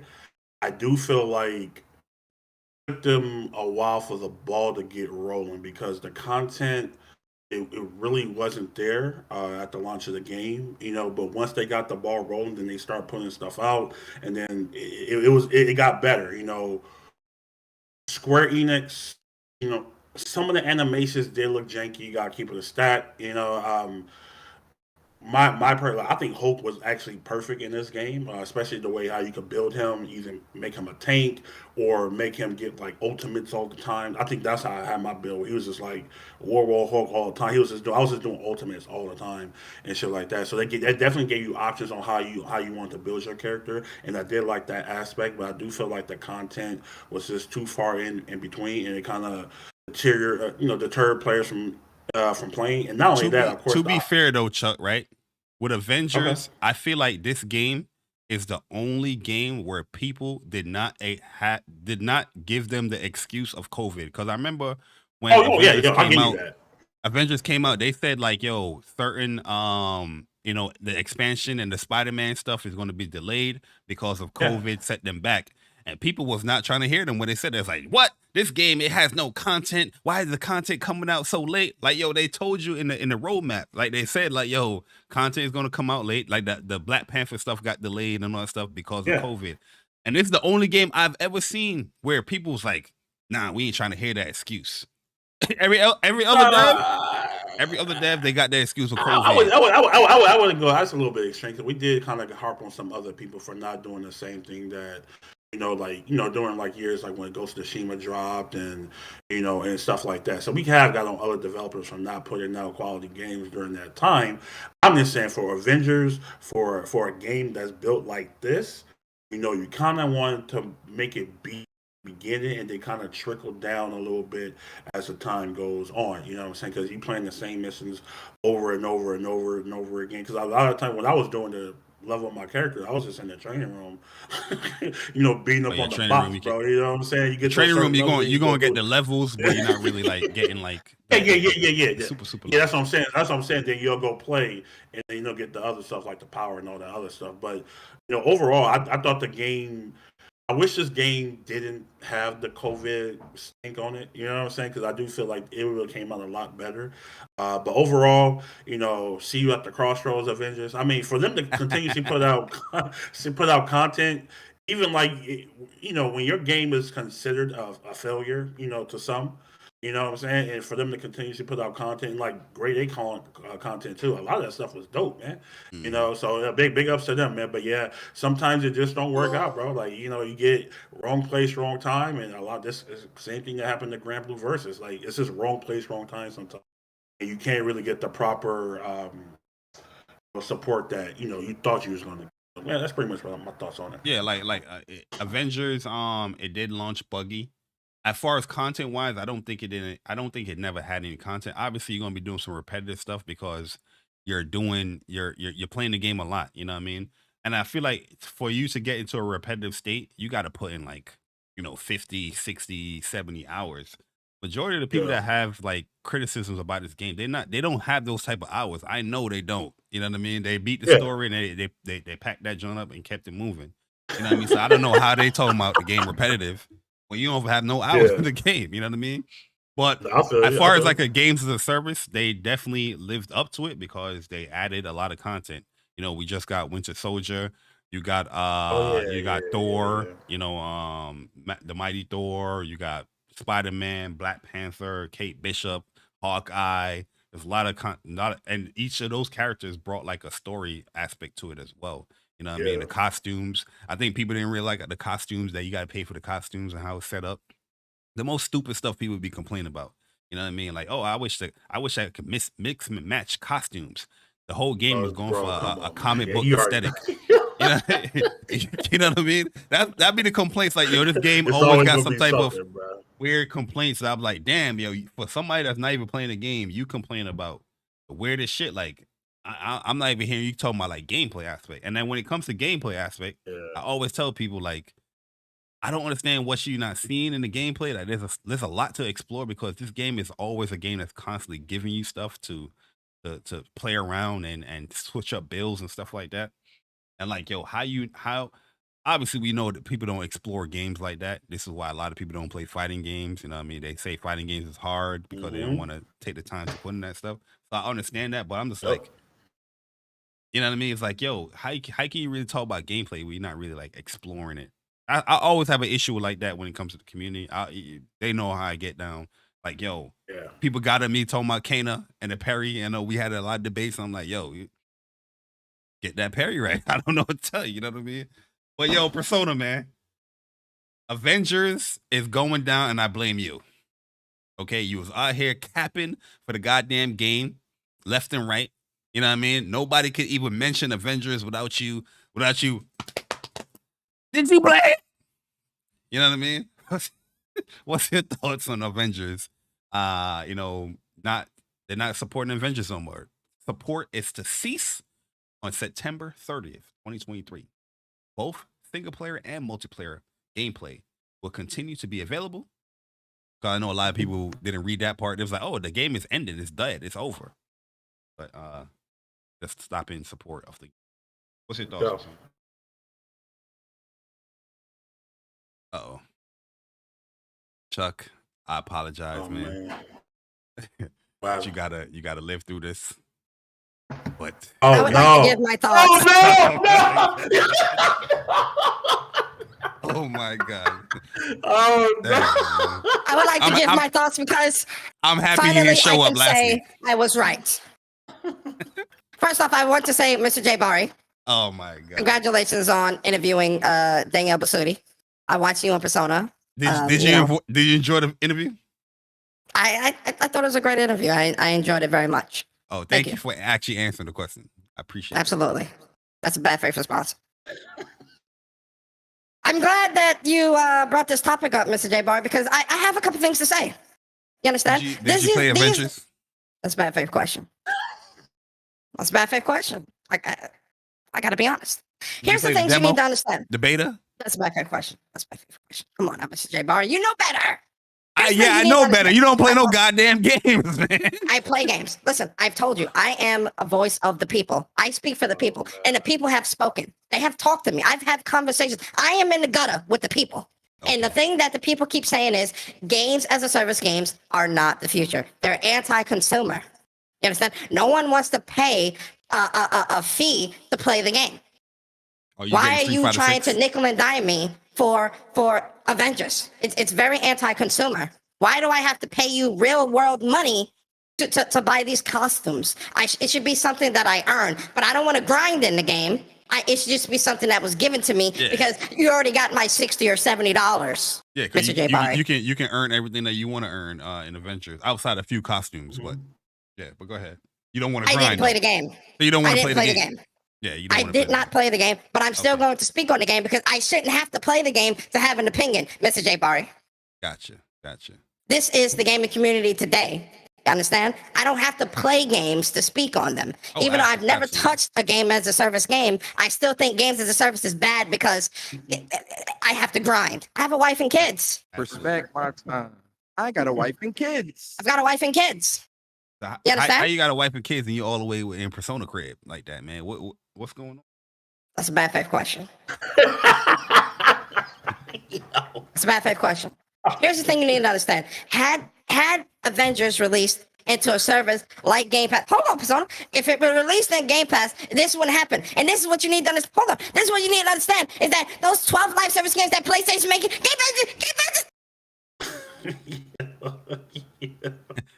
By the way, Avengers did go into Game Pass and PlayStation Plus, and you guys still didn't play it. Terrible. Sorry about that. Oh man, my fault, man. Yo, Square Enix in these live service games, man. Square Enix, they trying to shoot y'all down. Hey, that's a.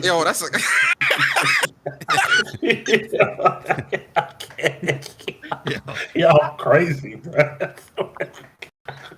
Listen. First of all, this is the thing I want people to understand. Right? Avengers shutting down. It sucks, man. Like it really does suck. Like I love Avengers, man. I was looking forward to Bucky and any other things they would come across. I've got like close to like 200 hours in this game. Me and Bari played through this whole damn game, top to bottom. It's a dope game, man. It's a great game. It really, really is. But I do think certain things were executed incorrectly. And I do think this probably should have been a game that released on PlayStation 5 only. I do think it was a little too ambitious for last-gen consoles because the performance of the game definitely hurt this game quite a bit. Above anything else, the performance. And listen, I love Marvel, and those characters so much. I put up with it.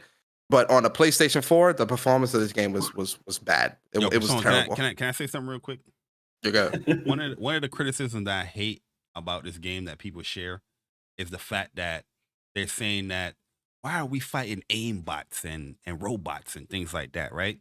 It's like, yo, these characters are powerful. We should be fighting powerful beings. But when they play the game, it's like, oh, these characters are way too powerful. Yeah, I'm like, you can't win with this game. First, you're upset because you're beating a robot up with 3, 4, 10 hits. But then now when you're playing the game, you're saying that you're too powerful to play the game. You know what I mean? But Bari, explain Ultron then. Like these type of robots and stuff like that. These are like super adaptoid type bots. That's why. Go read a comic book, man. Like I shouldn't, like, this stuff shouldn't have to be explained. Yeah. Anyway, I'm not going. Be explained, I'm not going down that route because people that say that clearly have not read a comic book a day in their life. So anyway, but I think when it comes to this game, certain things just weren't executed properly. But I do think the gameplay loop for me was fun. I enjoyed the story. I enjoyed the loop. But certain things when it came to content definitely could have been done a little bit better. The delays for a lot of stuff definitely hurt it, especially the delay of Spider-Man, the delay of Wakanda. Everything really just got pushed back so far that it really hurt this game as well. That's why I brought up the whole COVID thing. When it comes to any other game, in this type of games as a service, this game, people didn't give a damn about them. Because they said it in their roadmap. The reason why this expansion is being delayed because COVID set it back, and here's the new release date or whatnot. And people was like, they're not trying to hear that. Look at this game. Oh my God, where's the content?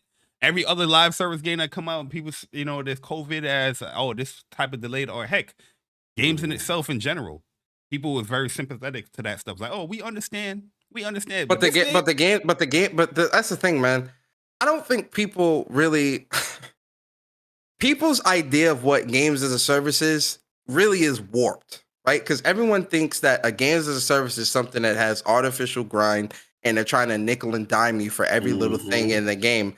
That's there are components of that, sure, in certain games, but every game is not that. Remember with Avengers, we had a big debate with the chat. About that. With Avengers, only thing that you had to pay for if you wanted to was costumes. And that's it. There was nothing to the gameplay, or even with the content and expansions, or even the characters were all free, right? When it came to the story, anything that had to do with actual gameplay, all free. All you had to buy was the costumes. And even with that, a lot of that stuff you could earn through the game because there were certain missions and things like that that you could do that would earn you the currency to buy that stuff. But also, if you did certain things with the character cards, you unlock certain tiers and would get certain those costumes as well. And also story things related or whatever. So listen, man. Or if you break down your unnecessary loot and things like that, you would get like some of the credits that you need. Like you could tell people wasn't playing this game because and then when it comes to grind, a lot of y'all say y'all grew up in the 80s and 90s of gaming. What were you playing? Like I'm being serious. I understand that as adults, our responsibilities are different, which I get. You know, everyone's got wives and kids and all this other shit. Then don't play the game. Like that's not like, but you can't penalize a game for having some type of grind because your wife said you got to be in bed by 10.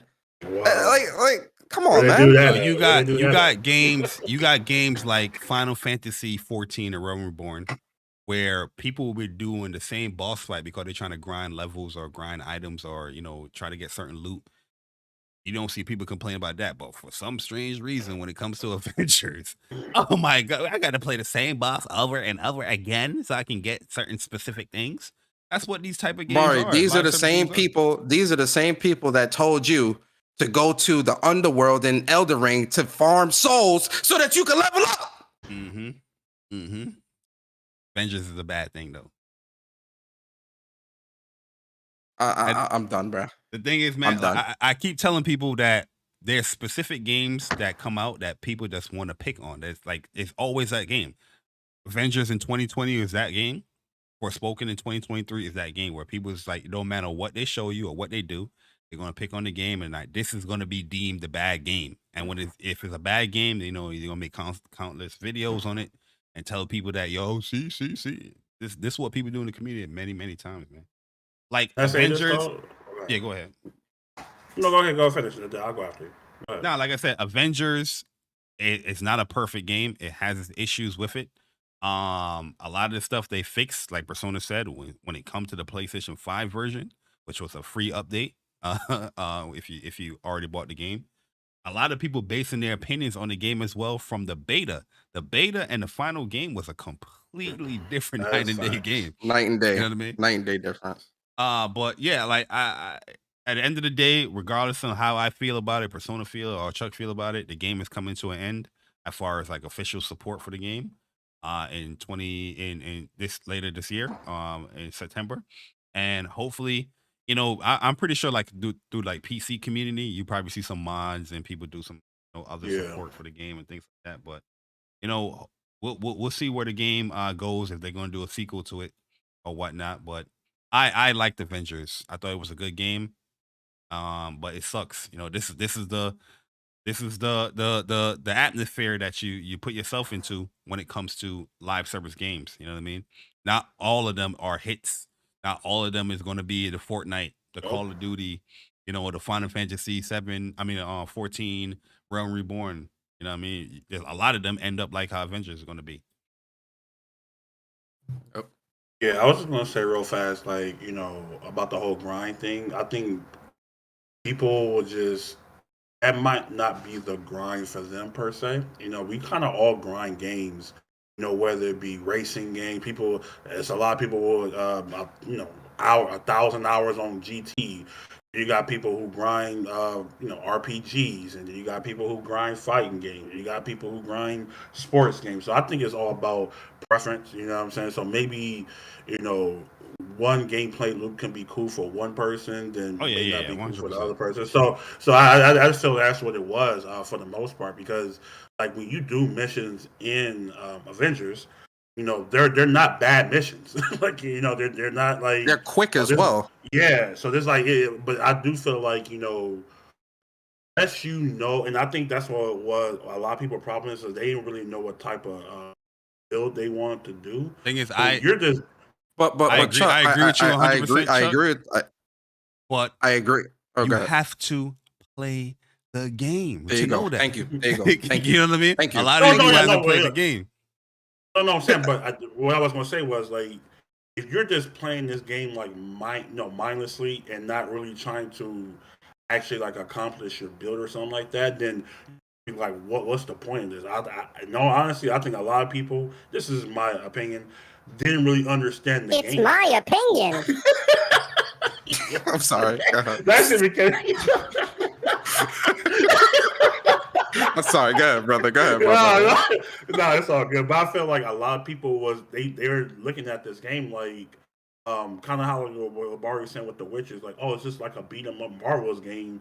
It's not that. You know what I'm saying? You kind of want to make your character a certain way so you can fight a certain way in this game, and then if you're just continuously doing these levels and not really reading the menus and the armor pieces and the amulets, and if you're not reading all that stuff, then you're not gonna have a good time with this game. And I feel like that was a huge part, and maybe could have made it a little bit more user friendly, you know what I'm saying? But it is what it is. For the people that did like the game, it's cool. Because I used to watch a lot of character build videos on this game. So I'm like, oh, okay. Once I start, I'm like, okay, this is kind of cool. That's when I start to kind of like dive deep into it a little bit more. Like, oh, this is actually kind of dope. So I think that was like a big aspect of the game that I feel like a lot of people probably didn't understand or didn't want to understand. They thought I was gonna run through the story. It is what it is. I'll do a couple missions over again. I'm like, oh, I'm kind of done with this, and didn't really want to kind of build on said character. That's just my opinion. No, I agree with that, but I think that goes back to, and I guess this is what happened because now it's shutting down, but it goes back to normalize a game just not being for you and moving on, which I think is what a lot of people did. But I think Yep. with another portion of people as well, you had a lot of people who played the story and then never touched the game again, but then said it's a bad game because of XYZ. Yeah, repetitive. And I'm like, how if you're not playing don't this? even Like know. where Yeah, you don't where are even you know, looking at with this? And it's like, when it comes to like the builds and all that type of stuff, that stuff is there for those who want to really like min-max or really get deep into that type of thing with the RPG elements of that. But there was multiple difficulty levels that you could play at to where the build didn't matter. You could just put on the strongest armor that, if it said it was going to make this stat go green letters, meaning it was going to go higher, throw it on and just call it a day. They also had auto optimizing where you could auto optimize and it would just put the highest level stuff on and that was it. Right. So there was a lot of things in there for those types of people who didn't necessarily want to focus on, oh, well, do I want to make a pin particles build or do I want to make a gamma radiation build or do I want to make XYZ type of build with this type of, because certain characters, like for instance, with my Miss Marvel, I built her up to be more of a tank healer. So she has more defense and she's got more, her power abilities do more damage. That means I heal more, my buffs last longer, and whenever she does her embiggening moves, it does more damage. That was the type of build I went for, and I went for a pin particles build. So whenever I make somebody small, I do even more damage to them. So even though I'm not putting a whole lot into my actual DPS stat, the pin particles makes up for that by making them go smaller, putting that status effect on them, which makes me do more damage anyway. But that's me really getting into my build. That's me really getting into it. You get what I'm saying? But if you're just someone that just wants to play the game, play it, and it's fun, right? It's got the Marvel characters. It's fun. But again, in our community, we've got too many people who are parroting things from what other people say without having their own experience. That's where my problem is. I'm sad to see Avengers go away and not get any more support. Absolutely. But this is me sad because I've actually put time into the game and love the game. But for a lot of people, they're parroting a lot of the talking points without having any experience. That is where my problem is when it comes to games as a service, but also when it comes to specific games like Avengers, like Babylon's Fall, like Destiny, like Godfall, and all these other games that people like to shit on without actually having true experience with playing them and really putting time into them. You can hate games as a service all you want, fine, but speaking on games like that, you still need experience in playing them to have a proper conversation. You can say as a whole, in a more general sense, I hate games as a service games because it has microtransactions and it's a lot of grind. Okay, fine. But if you say I hate Avengers because it's grindy and all this other shit, well, did you play it? Nope. I don't know how a game can be repetitive if you didn't play it. That shit crazy to me. But how you guys feel what's going to be happening to Suicide Squad now that is being deemed as a games as a service? and all of the bad notions and things that game as a service have when they're trying to nickel and dime me. Battle passes. They're gonna limit my leveling because they want me to buy certain things and all that stuff. My whole it's thing gonna have the same similar fate like Avengers or my whole thing with Suicide Squad, because I'm very, very excited for Suicide Squad. My whole thing with Suicide Squad is it's got a lot of bad juju on it, not off the strength of the game, in my opinion, at least. This is just from where I sit. It's because of Gotham Knights, man. The way Gotham Knights released. So I think a lot of people are now switching from Gotham Knights because it's came and gone, pause. And it did what it did, and everyone's moved on. And now the next big thing is Suicide Squad. And although it's Rocksteady, and Rocksteady has a impeccable record when it comes to the Arkham games, that's the goodwill that it has for it. Where I think a lot of people, and not these idiots that you see on Twitter, I'm talking about people that actually played the Arkham games, who've actually put time, who actually know Rocksteady. They definitely are like, okay, let's wait and see. Because I think what's more worrisome, and this goes back to what we've been talking about throughout the entirety of the show, is that a lot of developers are keeping their games and their projects so close to the chest that it's weird now. And I think it's an adjustment period because we still haven't really seen anything truly tangible outside of the 2 or 3 trailers that we've gotten. So I think that's also playing into this leak and everything else. Now, for everybody else that might be on the fence or whatever, obviously, that's expected. But for me, looking at the gameplay, strictly from the little clips that we've seen so far, it looks, I'm on board. You feel me? Yeah. I'm on board. Like I'm loving what I'm seeing, but obviously we need to see more. But if it does turn out to be a games as a service, which I thought this was implied because it's 4 players, what you think? It's just gonna be like some 4-player split screen? No. It's gonna definitely have different. Imagine Harley Quinn in the OG Batman animated series costume. Are you kidding me? I'd pay $10 for that off rip, and they know that. So absolutely, it's going to have costumes and all this other stuff, and all these other things. But again, we still need to see more. What about Boomerang in his OG costume with the fedora hat thing and all that from the 80s? We don't want that. I'm just saying though. I'm not. So I don't know, man. Like I need to see more. It's Rocksteady, so I'm giving them the benefit of the doubt. But I definitely think they need to be a little bit more forthcoming and put out some information to really quell these rumors and worries that people have in the community. Hopefully next time they show it, they explain a lot of things with this game. But yeah, Suicide Squad looks great in my opinion, especially this is the first reveal trailer where it shows some gameplay aspects of it. They need to go back to have a 12-minute, 20-minute demo showing what you can do in the game, in my opinion. But yeah, now this game has a bad connotation with it because it has this whole games as a service is bad, and they're going to nickel and dime me how people want to play these characters without being in a live service. Oh, the other thing, it's not going to be full content. It's not going to be a full game. I think that's the most common sense thing about a live service game. We know that it's not the full game because they're continually to build a game, as it's out there as it progresses. You know what I mean? Yeah, you might get a part of the story here, but you're going to get another part 2 months down the line or 3 months down the line. You know what I mean? I think that should be common sense by now, but some people have a lot of issue with that. My whole thing and the Suicide Squad is a big team. I could definitely see them adding more characters in Samurai and I forgot old boy's name. So that Black Spider dude. I hope they add that dude. A Black Spider dude. I forgot his name. I thought he was cool. But is this game dead on arrival, Chuck? Send us off, man. I would say the only way, I do feel like they have to have a full-fledged campaign when this game drops. I don't think you could break that joint up. I think you can put expansions on this game going forward, but you can't just not have a full-fledged campaign. And I kind of agree. It's kind of like your last experience is your most current experience. So if you had a bad experience with, say, Gotham Knights or Avengers or any game that's deemed as a service, you will look at that, those rumors, because we don't know if it's, if it's correct or not. And you'd be like, I don't know, man. You kind of write it off. In my opinion, the game looks crazy good. The movement looked good.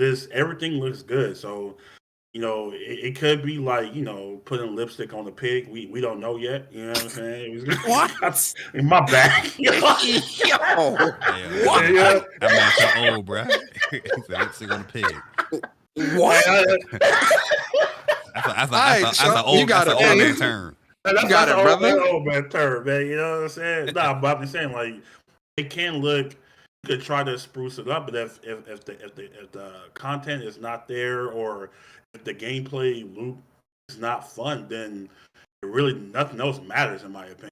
I think if you have those two components have to be there, and then you can kind of expand on everything, because a game could look amazing and still be trash. So it is what it is. So I hope it doesn't.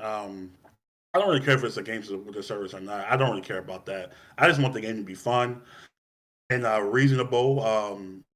You don't like games as a service. You don't like games as a service, but you're excited for Street Fighter 6, right?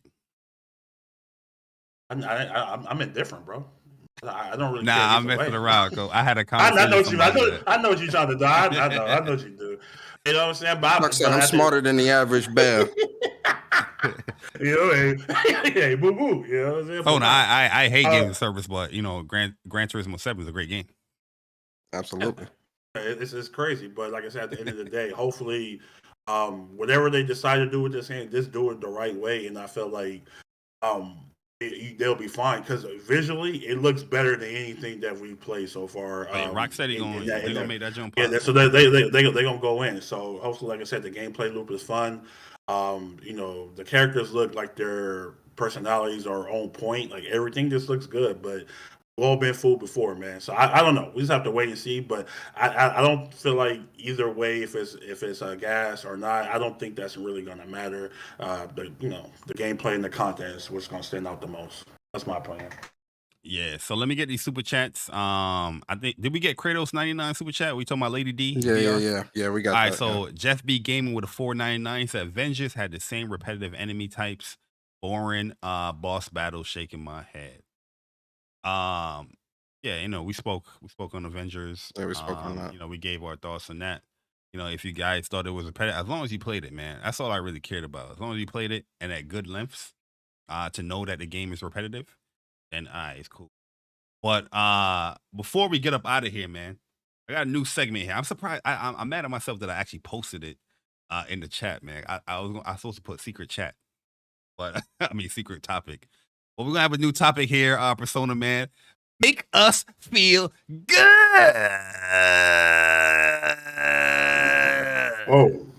Oh. Persona. Make the PlayStation Nation feel good. We want to feel good. Okay. When will we have that PlayStation showcase in 2023, Persona? Make us Jesus feel Christ. good. Hey yo, what you on, my boy? This is a new segment of the show where we're gonna cap. You know what I mean? We're gonna make y'all feel good. Go ahead, Persona. Make it feel good. So yeah, I think that we definitely gonna get a PlayStation showcase this year. I think it's gonna be I think sometime between like March and May. I mean March and June. I feel like real talk though, I feel like we definitely gonna get a state of play within like these first 3 months. So January to March, we're getting a state of play. I'm hoping it's a showcase, but most likely it's gonna be a state of play. But I think a showcase is absolutely gonna be between April and June. Okay. Sure. Okay. Chuck, man. Make I us really feel good.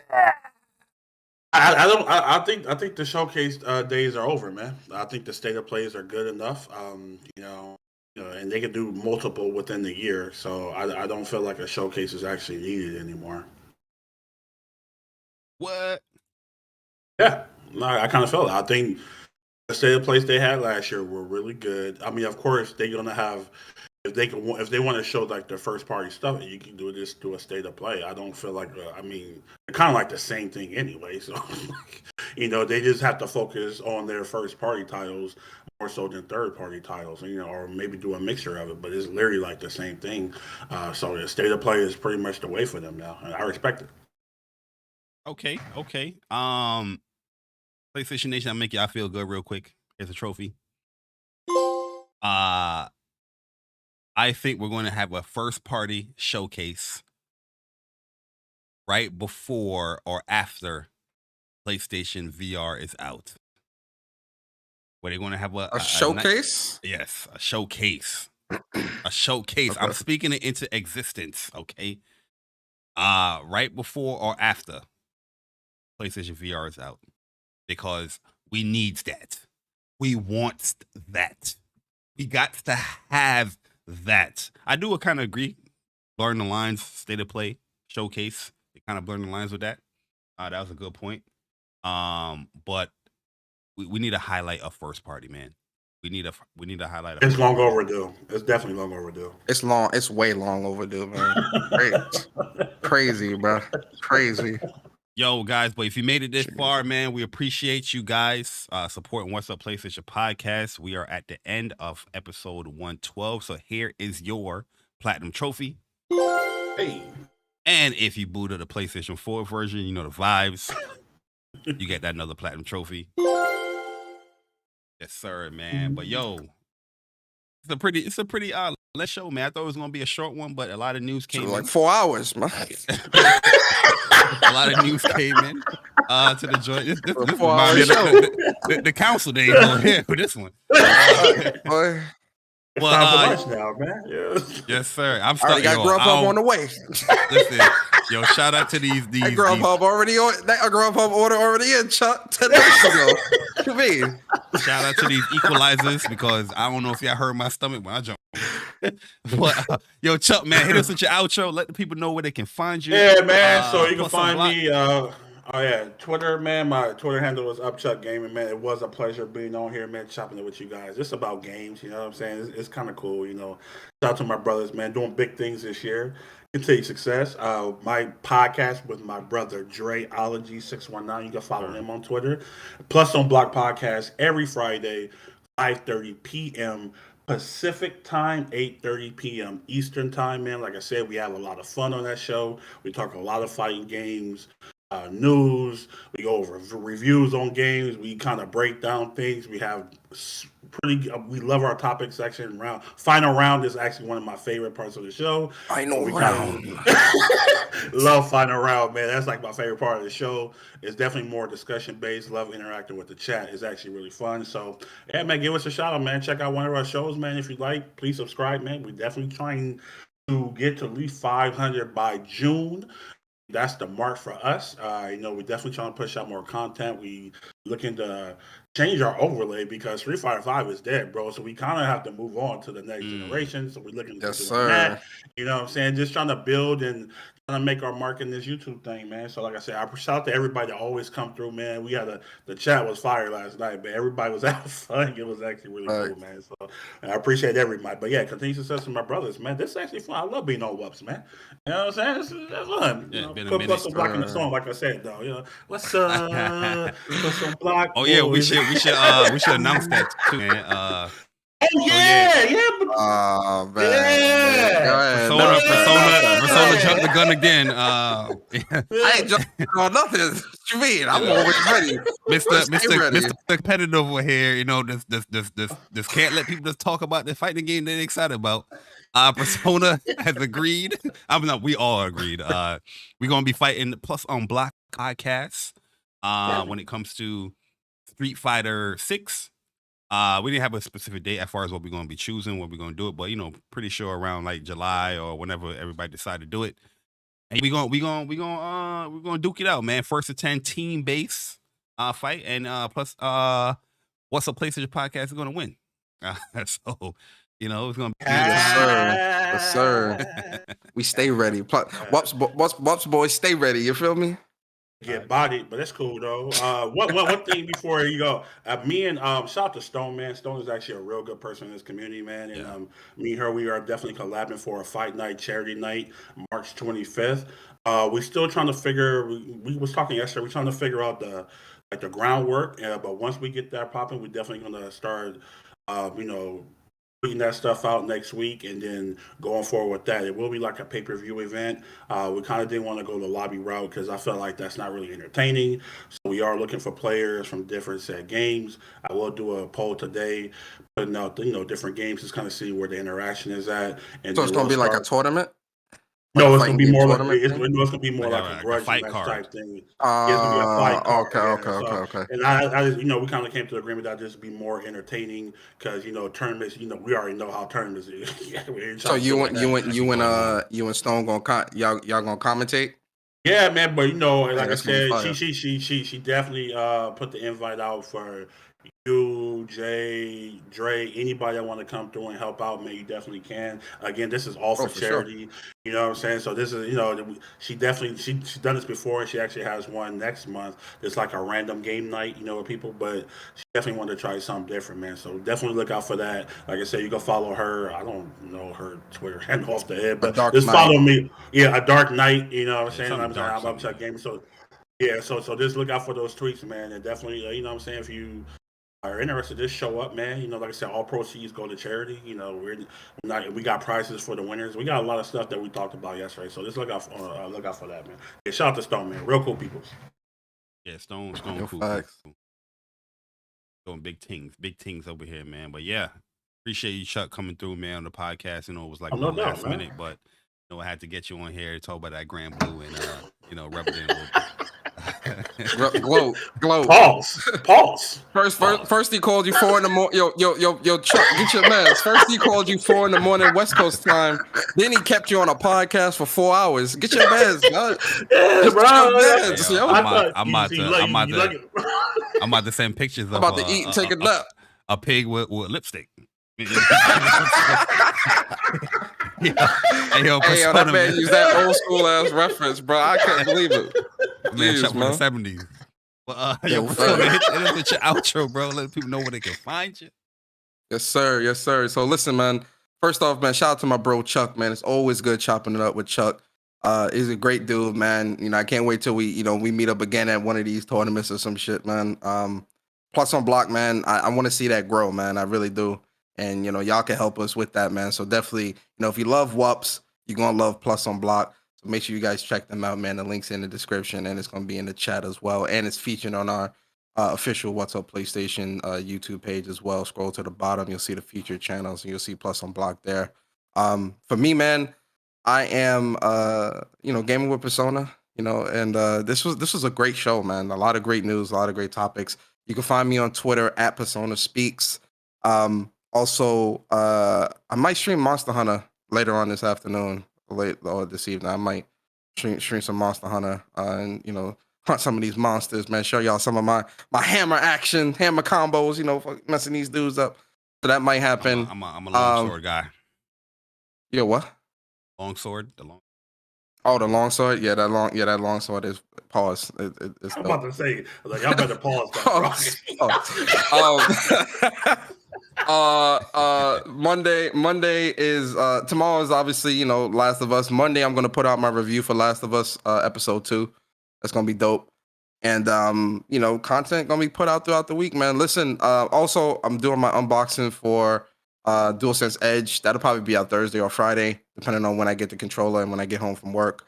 And then obviously I'm gonna be streaming Call of Duty, stream probably a little bit of Forspoken, but I'm not streaming no story. I'll just stream combat while using the controller and talk about how it feels or something like that. Definitely Call of Duty for sure. COD for sure. And remember, guys, no episode of What's Up PlayStation next Saturday. Bari gonna be out of town, and next weekend is my birthday. Why you gotta leave with that? Let's say it's your birthday, man. Oh, he tried to throw me. Like, he said my joint first when it's his birthday. It's his weekend. Yeah. Hey, dude, that man right under that bus, bro. It's gonna be it's my birthday. You feel me? So what you mean, brother? I'm just letting know, let Hey, yo, know Bari, gonna be we're not here going next to do a week. podcast. Cause Bari gonna be out of town, and what else? It's my It's my birthday.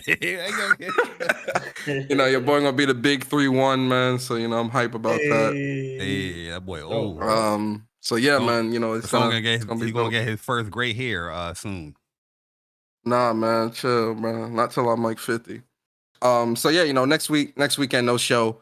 And but obviously right after that following week we're gonna be back. So definitely tune in. Right. But listen, man. Always remember, guys. What's Up PlayStation Podcast is a podcast for the community, by the community. We appreciate y'all so much. See y'all same time, same place, same crew. The WUPS crew. It's been your boy Persona, and I'm out, guys. Peace. Sir, man. Hey guys, thank you guys. Episode 112. Damn, 112 episodes, man. It's in the books. We'll see you guys in the beginning of February. Also, gonna be dropping a Granblue Fantasy and Granblue Relink video very soon. So I might do it live. It depends how I feel. But yeah, I'll holler at you guys later. What's Up PlayStation Podcast? We gone. Deuces.